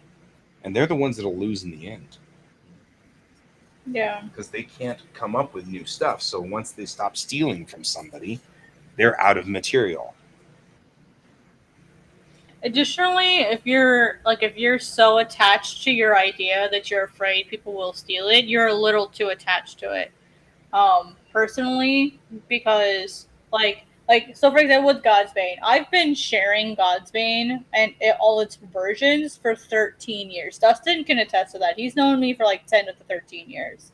So like Dustin is like my Right. friend, if that makes sense. So like And we have both of them here if tonight. like right, yeah. So like if I were to share Godsbane and people could technically steal it, like okay for them, they probably wouldn't be able to do it the same way that I can. Even though, like, sure, the concept might be similar, like they're not going to be able to do it the same way that I am because they don't know like what's in my mind for the entire story. There's a reason why I'm sharing like the characters and like some of the lore and some of the other things, but I'm not sharing the events that are going on because I don't want to spoil it. It's not because I'm afraid of people stealing it. I'm afraid of the spoilers. Right? There's only so much that I'm explaining about my story too. I'm only trying to explain up to this year, not explaining where we're going. If I run this the right way, there's 50 episodes, give or take, in this, and each episode has 3 issues. So to get to the end of this arc, there is a long way. Yeah, so like there's only so much that you can do when it comes to like preventing theft. And if you're so paranoid about theft, then you're gonna have a really hard time sharing your ideas like once it's time to start sharing it. Because ultimately you need to get you're gonna have to share it eventually. You can't hide it forever.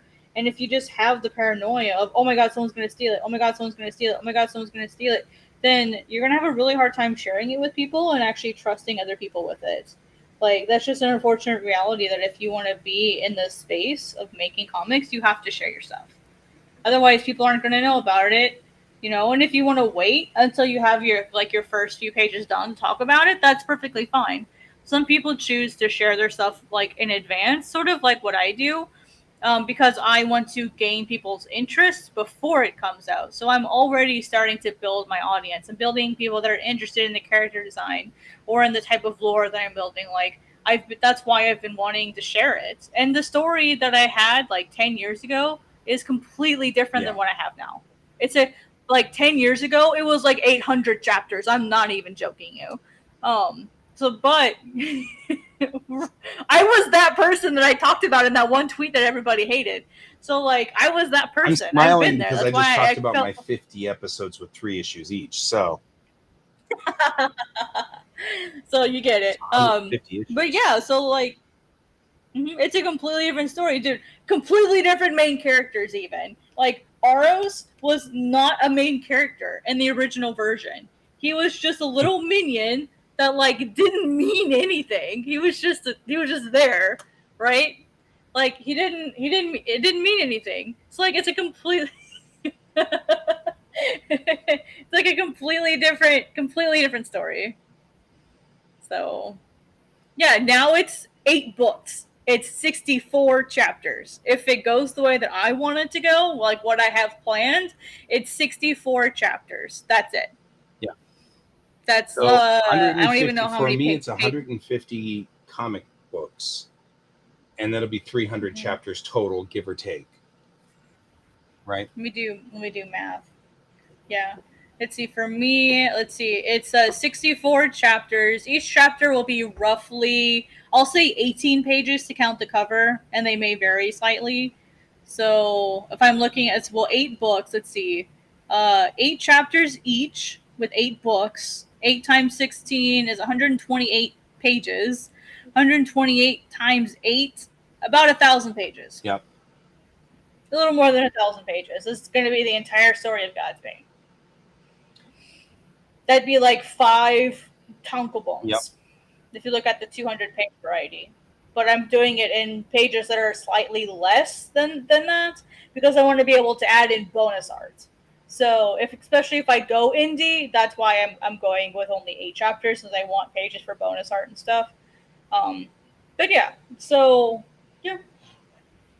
So I probably will still in the end have tankobon-sized books. I'll just have a shitload of bonus art at the end of each of them, and like thank yous, because I'm gonna have to do crowdfunding, so I need to make pages to account for, thanking people and talking about the journey and concept art and bonus art and blah blah blah blah blah. I have to account for that too.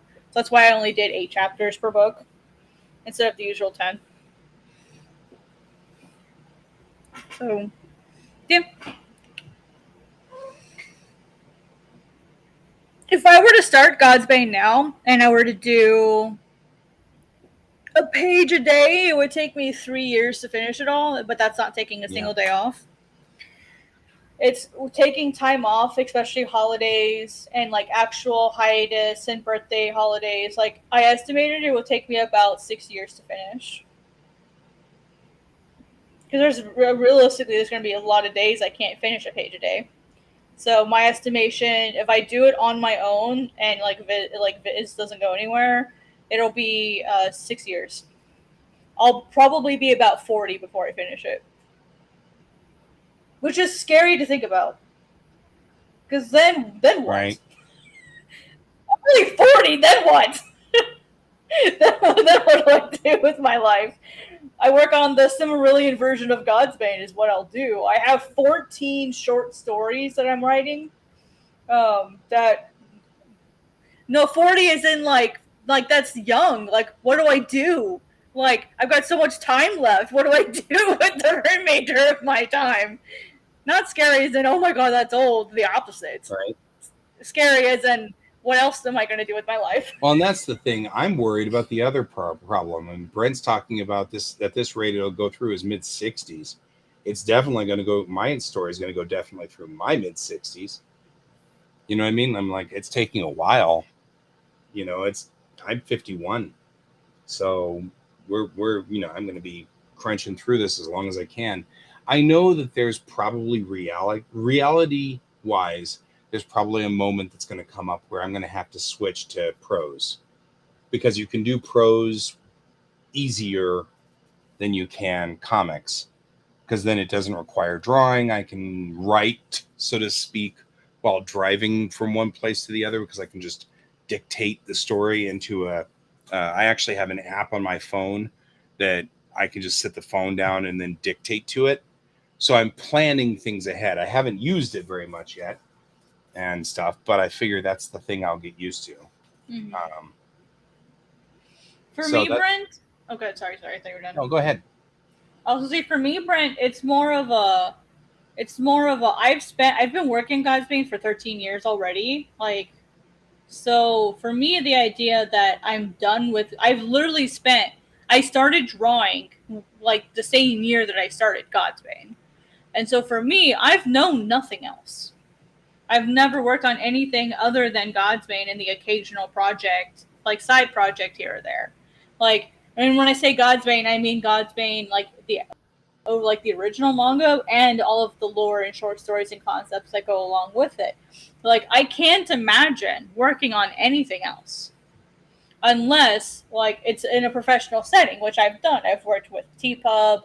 I did some lettering for them. I've helped other people occasionally with like some of their artwork and pages, and kind of like I've helped some other people with like miscellaneous things. Like I did some flatting for Airship 21 with one of their Wicked Awesome Tales. So like I did some stuff with that. I tried to help with cryptics and cogs. So like I tried to help with that. So like I've tried to work on various other small projects. But I've never really like worked on for like an extended period of time something that wasn't Godsbane. So it's more like I don't know what to do with myself afterwards because I know nothing else. I don't have a bunch of other stories that I'm working on right now. I've only worked on Godsbane as far as like writing goes. Right. I want to make other stories. It's not been a priority for me. And that's what I told the Viz editor because they asked me that. They're like, "Do you have would you be interested in doing one shots? Would you be interested in working with a writer? Would you be interested in like what other stories do you have other than Godsbane in the pipeline?" And I'm like, "Yeah, I'd be okay working on one shots. Yeah, I'd be okay working with a writer. And no, I don't really have anything else other than like more Godsbane and it's like short story stuff." So like I don't have anything else. I've kind of only worked on this, and I've been so tunnel vision on it for so long.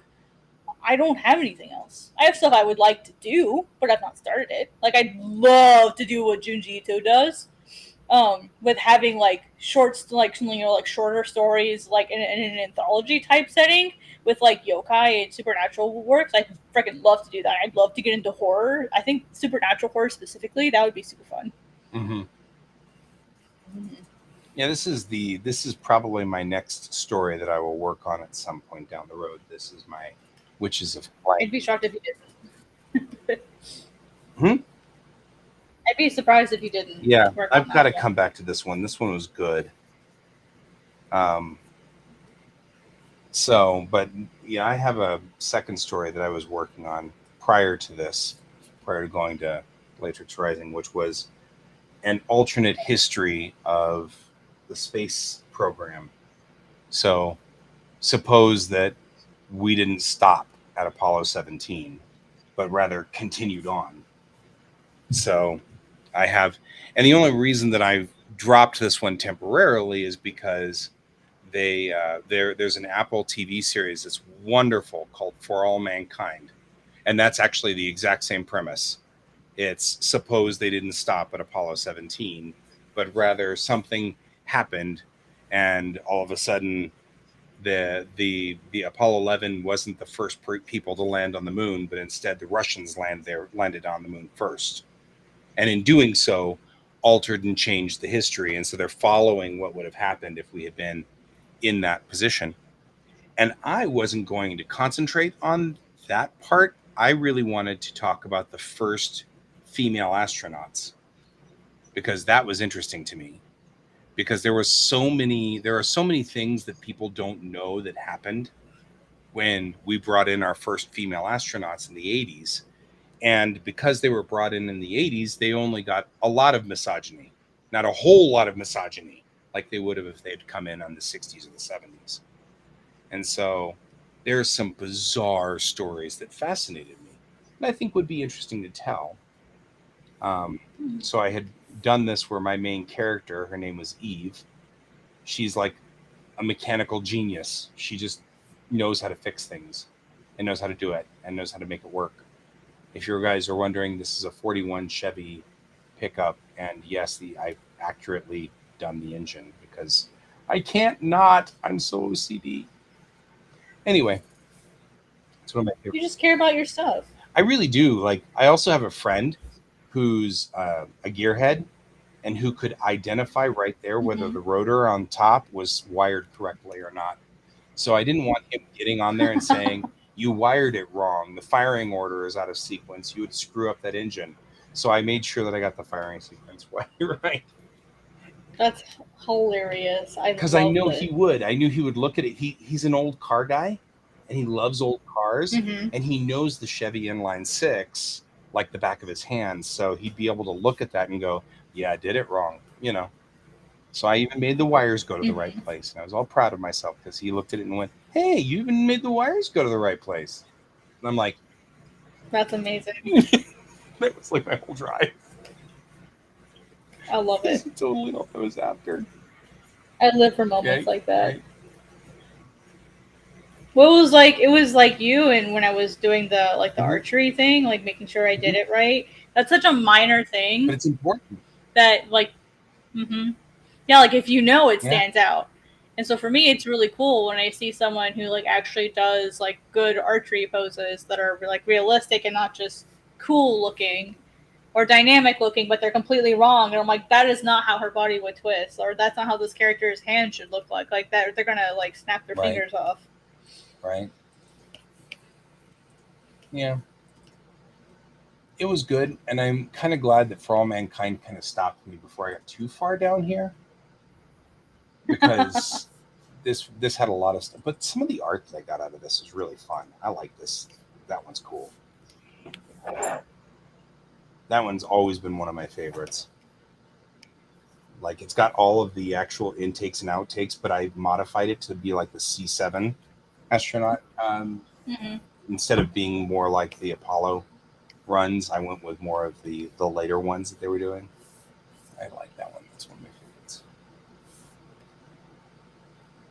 And then there's the ridiculous picture, which is so much fun. I love this picture so much. Like I like that picture a lot. The problem is the printer sucked. So I printed it and then watercolored it. And I like the way it looked. It turned out really nice in It looks watercolors. just look good. Yep. Someday I'll get back to this. Like we actually have full pages that were ready to go.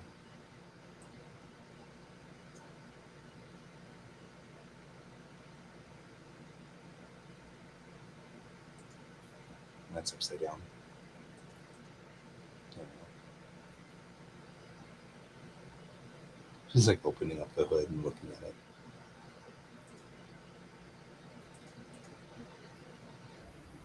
You know, I have so much Godspeed lore that I'd love to be able to Mm-hmm. share about like how did the culture get to be this way? How did Amat become evil? Like, you know, like how did the stars form? Like everything that I've made for Godspeed, as far as like the lore, like is like I basically created it like its own mythology. Like, oh, that makes sense. That's why they would name this that, or that's why, that's why they do this, for their festivals or their culture. Like that's why they do those things. I've gone through all of that to try to make something that people could question and go, is this real? Mm-hmm.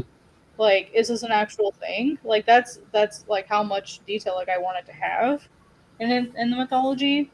Um, so like it's been something I've been working on for like a really long time, but also just wanted to enjoy it. Like I love that. That's why for me, like Avatar was so cool.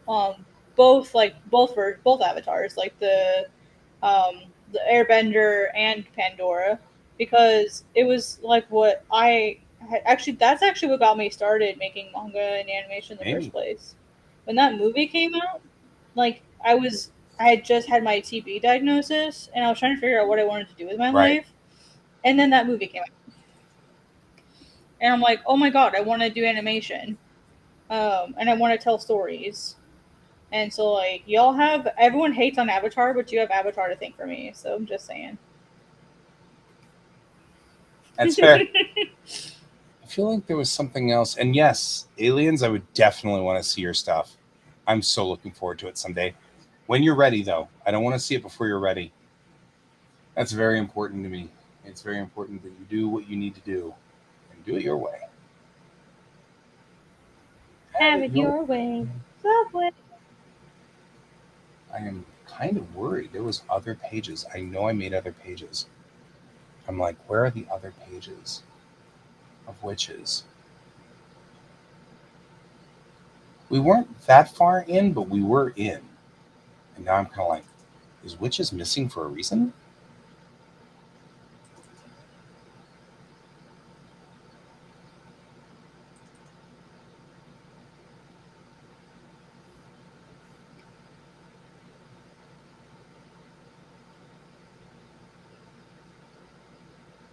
think I'm like, where did all the rest of it go?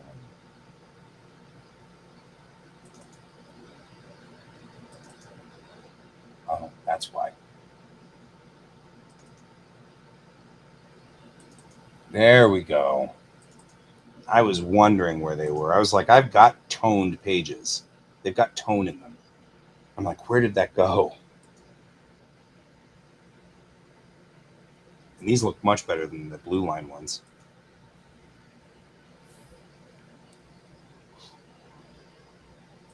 There's a missing page. Where's the missing page? No, those look really nice.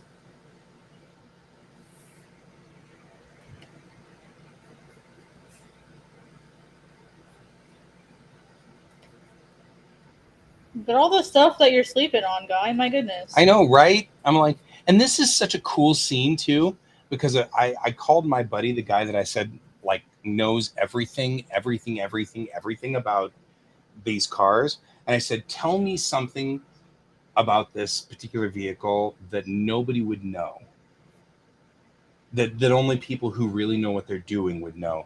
And he said, you can take the registration card out of your glove box, and if you fold it 3 times, you can regap your points. And I'm like, really? He's like, yeah, I used to do it all the time. And I'm like, sweet. So that's what I had her do here, right? He says the points need to be at about 20,000s, and registration cards are about 5,000s thick. And Daddy borrowed my feeler gauges. And so he's like, are you fixing my truck with a folded registration card? It'll get you home. It'll get you home. You know, like I wanted to really show that she was clever and she knew what she was doing, and like machines were a thing. Because I feel like with me, every character that I've ever written is some aspect of me, right? So like Eve has always been that aspect of me that just loves machines. You know, it's just like I love machines and I love knowing how they work and I want to know what all. So that's what Eve portrays. She's the character, part of me that just loves machines, right? Whereas Chang is the part that loves being in space and wants to be out there on the frontier and move forward and stuff like that. That's a different aspect of me. But she's a different character. She's a different face of me, you know? So, yeah. That's super cool. So, yeah. Yeah, all this stuff I'm sitting on, like this whole thing, right? And as we interrupt this program to give you a news bulletin, last week the National Aeronautics and Space Administration received a strong signal coming from Mars. Repeat, a strong signal from Mars. Yep. The government has confirmed that the signal is not from the Soviets, and indeed it isn't from anywhere on Earth. James Webb was the administrator at that time. So I put, James Webb, NASA administrator, says that the signal seems to be friendly and not hostile in any way. In the coming months and years, there will be a great change in our space program. 2 weeks ago, we were going to the moon. Today, we're going to go to Mars. And so that's what they're saying here is then, we will need tens of thousands of people, scientists, engineers, mechanics. We will need every hand we can get to make this mission come true. They called us, let's answer. And then he looks at her. I guess so. They said they're going to need engineers and mechanics. And she's like, Uncle Bob, you can't even keep this old pickup going. I don't think you... Stare. You aren't talking about you, are you? Stare. I really was doing good with this one. This story is solid. I was kind of ticked off at For All Mankind. Like, you took all the wind out of my sails. Yep.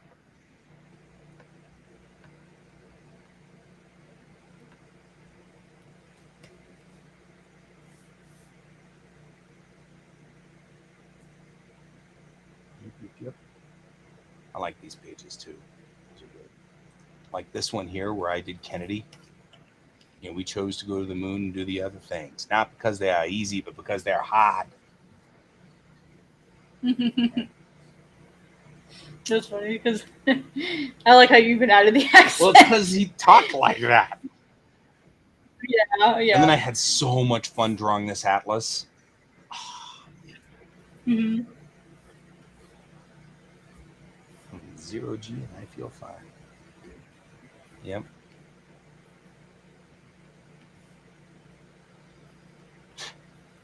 Man, that Mercury Atlas, what a mess. So amazed that thing ever did anything. So John Glenn, this is one of my favorite stories about John Glenn. John Glenn comes up, and so they've been running the Atlas, which was a modified ICBM, by the way. It was designed to carry nuclear weapons, and they took out the nuclear warhead and then stuck a capsule on it. When Sam Shepard went up, he went up on a Redstone rocket, which didn't have enough oomph to get him into orbit. It just had enough to go up, then come back down. Glenn was going to go into orbit. They needed more power, so they put the Atlas out there. Well, the Atlas had been blowing up a lot. It had been exploding on the pad. It had been going up like 50 feet and then detonating. The Atlas was a monster it was just janky.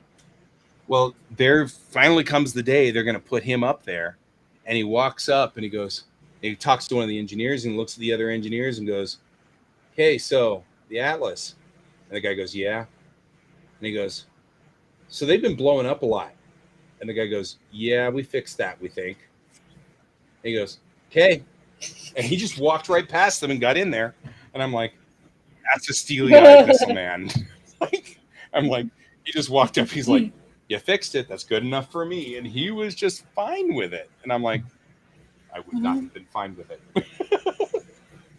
Yeah. But things were not fun. But then that Atlas put him up there. It pushed. So it did it. It did its job. Cool. And I'm like, man, Mercury Atlas, that's a wild, wild monster. Good rocket. Scary. Really, really scary. A good, scary rocket. There we go. Can you imagine like being him during that like liftoff phase where he's like, "Please, please, please, please, please, please, please, right? Please, please, please, please, please, keep going." Well, I mean, like he was hardcore Korean War Navy, right? Like he had some hairy landings, you know. So he was like, "Yeah, if I die on this one, that's where I end." You know what I mean? Like that was his theory. Was like, it's okay as long as it doesn't hurt. You know. Right, and then hurt. Later on in his life, what does he do? He promptly goes up again on STS-97, and I'm like, and he at that time is like 80 something, and you're like, balls of steel. And he's on a shuttle flight, and he's doing the same thing. He's like, cool. So you know, you can test me and test all my bones and everything like that, and see what old people are like up in space. And I was like, dude. Again, I was like, you're steely-eyed missile man, dude. 80 freaking years old, and you're like, yeah, sure. Stick me on the back of the rocket. I'll be fine. Just throw me in there. It'll be all good. I'll make it work. So I actually think I really do like the story I had going with Witches, so I'll come back to the Witches of Flame at some point. Witches of Flame, by the way, is a reference to the Night Witches, the next Noxtaxen, which were a series of Russian women during World War II that flew these horrible, horrible biplanes and bombed the Germans. And the biplanes were so loud that what they would actually do is they would fly up to the German line and then kill the engine and coast. They'd glide over German territory and drop the bombs. Shit. And then the girl in the back of because it was a two-seater, the girl in the back would then climb out of the airplane along the side of the aircraft, go up to the front of the aircraft, and hand crank start the engine again. And then climb back in. Oh my gosh. But because of that, they couldn't hear them. All they could hear was the whistling of the rattling of the fabric of the wings and the rattling of the fabric of the aircraft. So the only warning they got was this sound that sounded like brooms, like wind rushing through brooms. So they started calling them Noxtaxen or Night Witches. And so I'm making a reference of that with this and calling it, the Witches of Flame or Flame Witches, right? So that's the reference there too. I actually really like Witches. I'll come back to it. It's in there. It's not going anywhere. It'll be fine. You're right. I'm sitting on so many weird things. I don't even know what my problem is. It's so strange. Just time to do everything. I don't have enough time for it. Yeah. Yeah. I don't have time for it all. That's all right. I've got stuff. It's all good. Somewhere out there. Now it's kind of my problem with God's Bane. I just never had time. Yeah. Well, I got time now, so that's what I'm doing. Oh, here's I'm Good. looking around at stuff here and going, oh wow, look at all these things. Why? Well, there's the champion. I love this picture. It's always been one of my favorites. Oh yeah, I The remember Tammy that is one. such a pretty ship. But even here, I loved my splashes in this. They were pretty cool.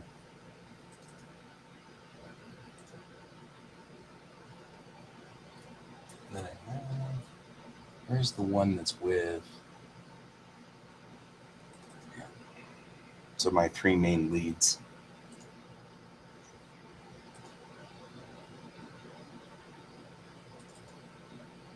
Yeah.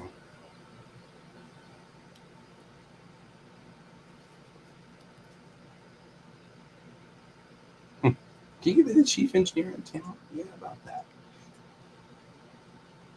Some good stuff. This one's not bad either. And I used color creatively for this.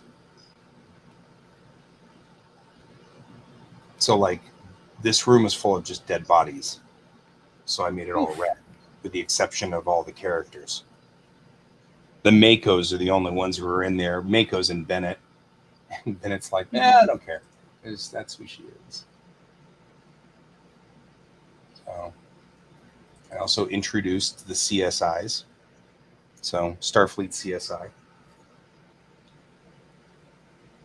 I thought that was fun too. Does she have a cool set of glasses? No, that would be cool though. She'd take them off. And then take off another pair. And then take off another pair. Like 60. Just make it like a meme. Make a meme, yeah. She just always has glasses. She's just always taking her glasses off in like every panel, and you're like, wait, didn't she already take those off? Right? There's the Pythagoras.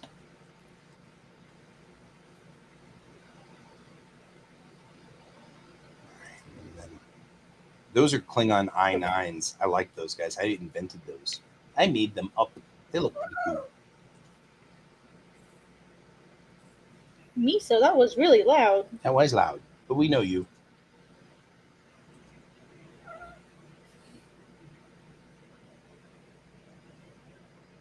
This is back in the days when the Tammy was part of a wolf pack. She was part of the war. And then a D7 shows up, and life goes bad. Yep. All right. Yeah, I've got a ton of these. This is the thing that gets me every time, is this. This is the champion. Right? I mean, like, that's a lot of work. My dad's not wrong. You know? Yeah, you have so much stuff. Like, it's a shame that you're not sharing it with people. Right? I can't sell it. I can't do anything with it. I can't. It's just stuck. That's all. So, just do it anyway. Good night. The worst they can do is send you as DNC. Yeah. Well, I'm going to repurpose these stories. I'll use them in here in Bellatrix, and they'll be more advanced. I'll make them more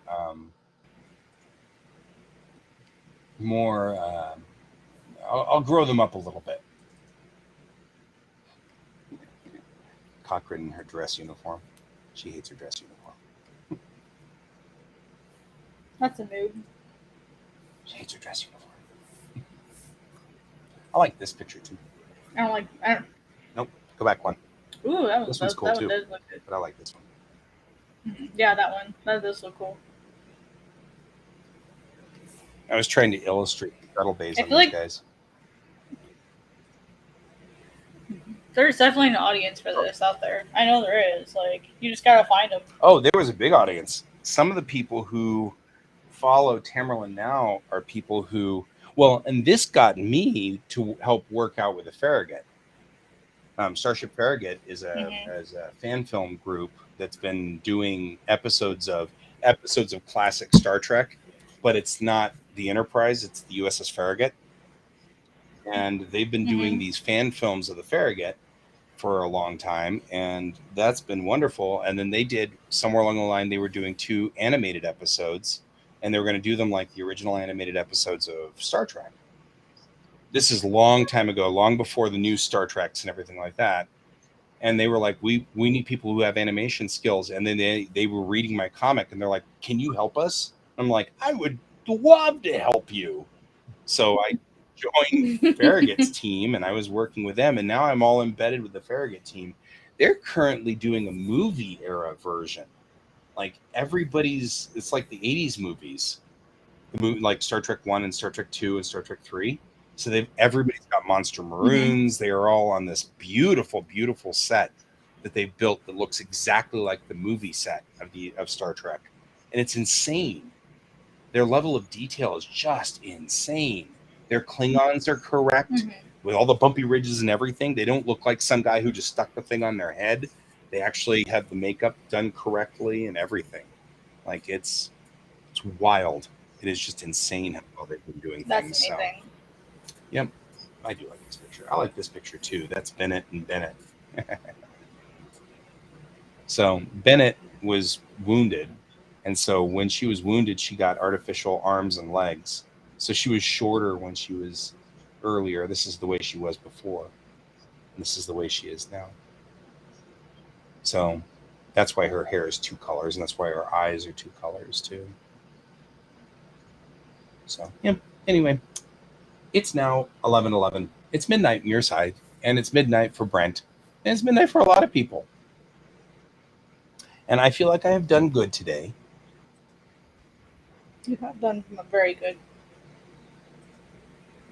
Let's save this as, not in maps though, but in Voyager's Rising. And I'll put it in here. I don't know.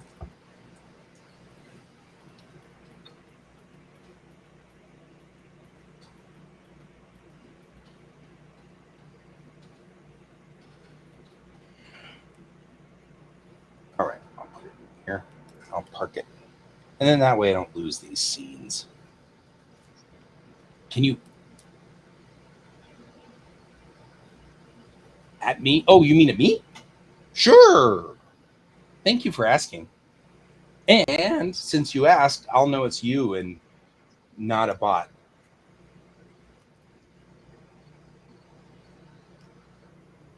There shouldn't be bots in my Discord. Yeah, but you probably should be looking for at GS Davis Art for on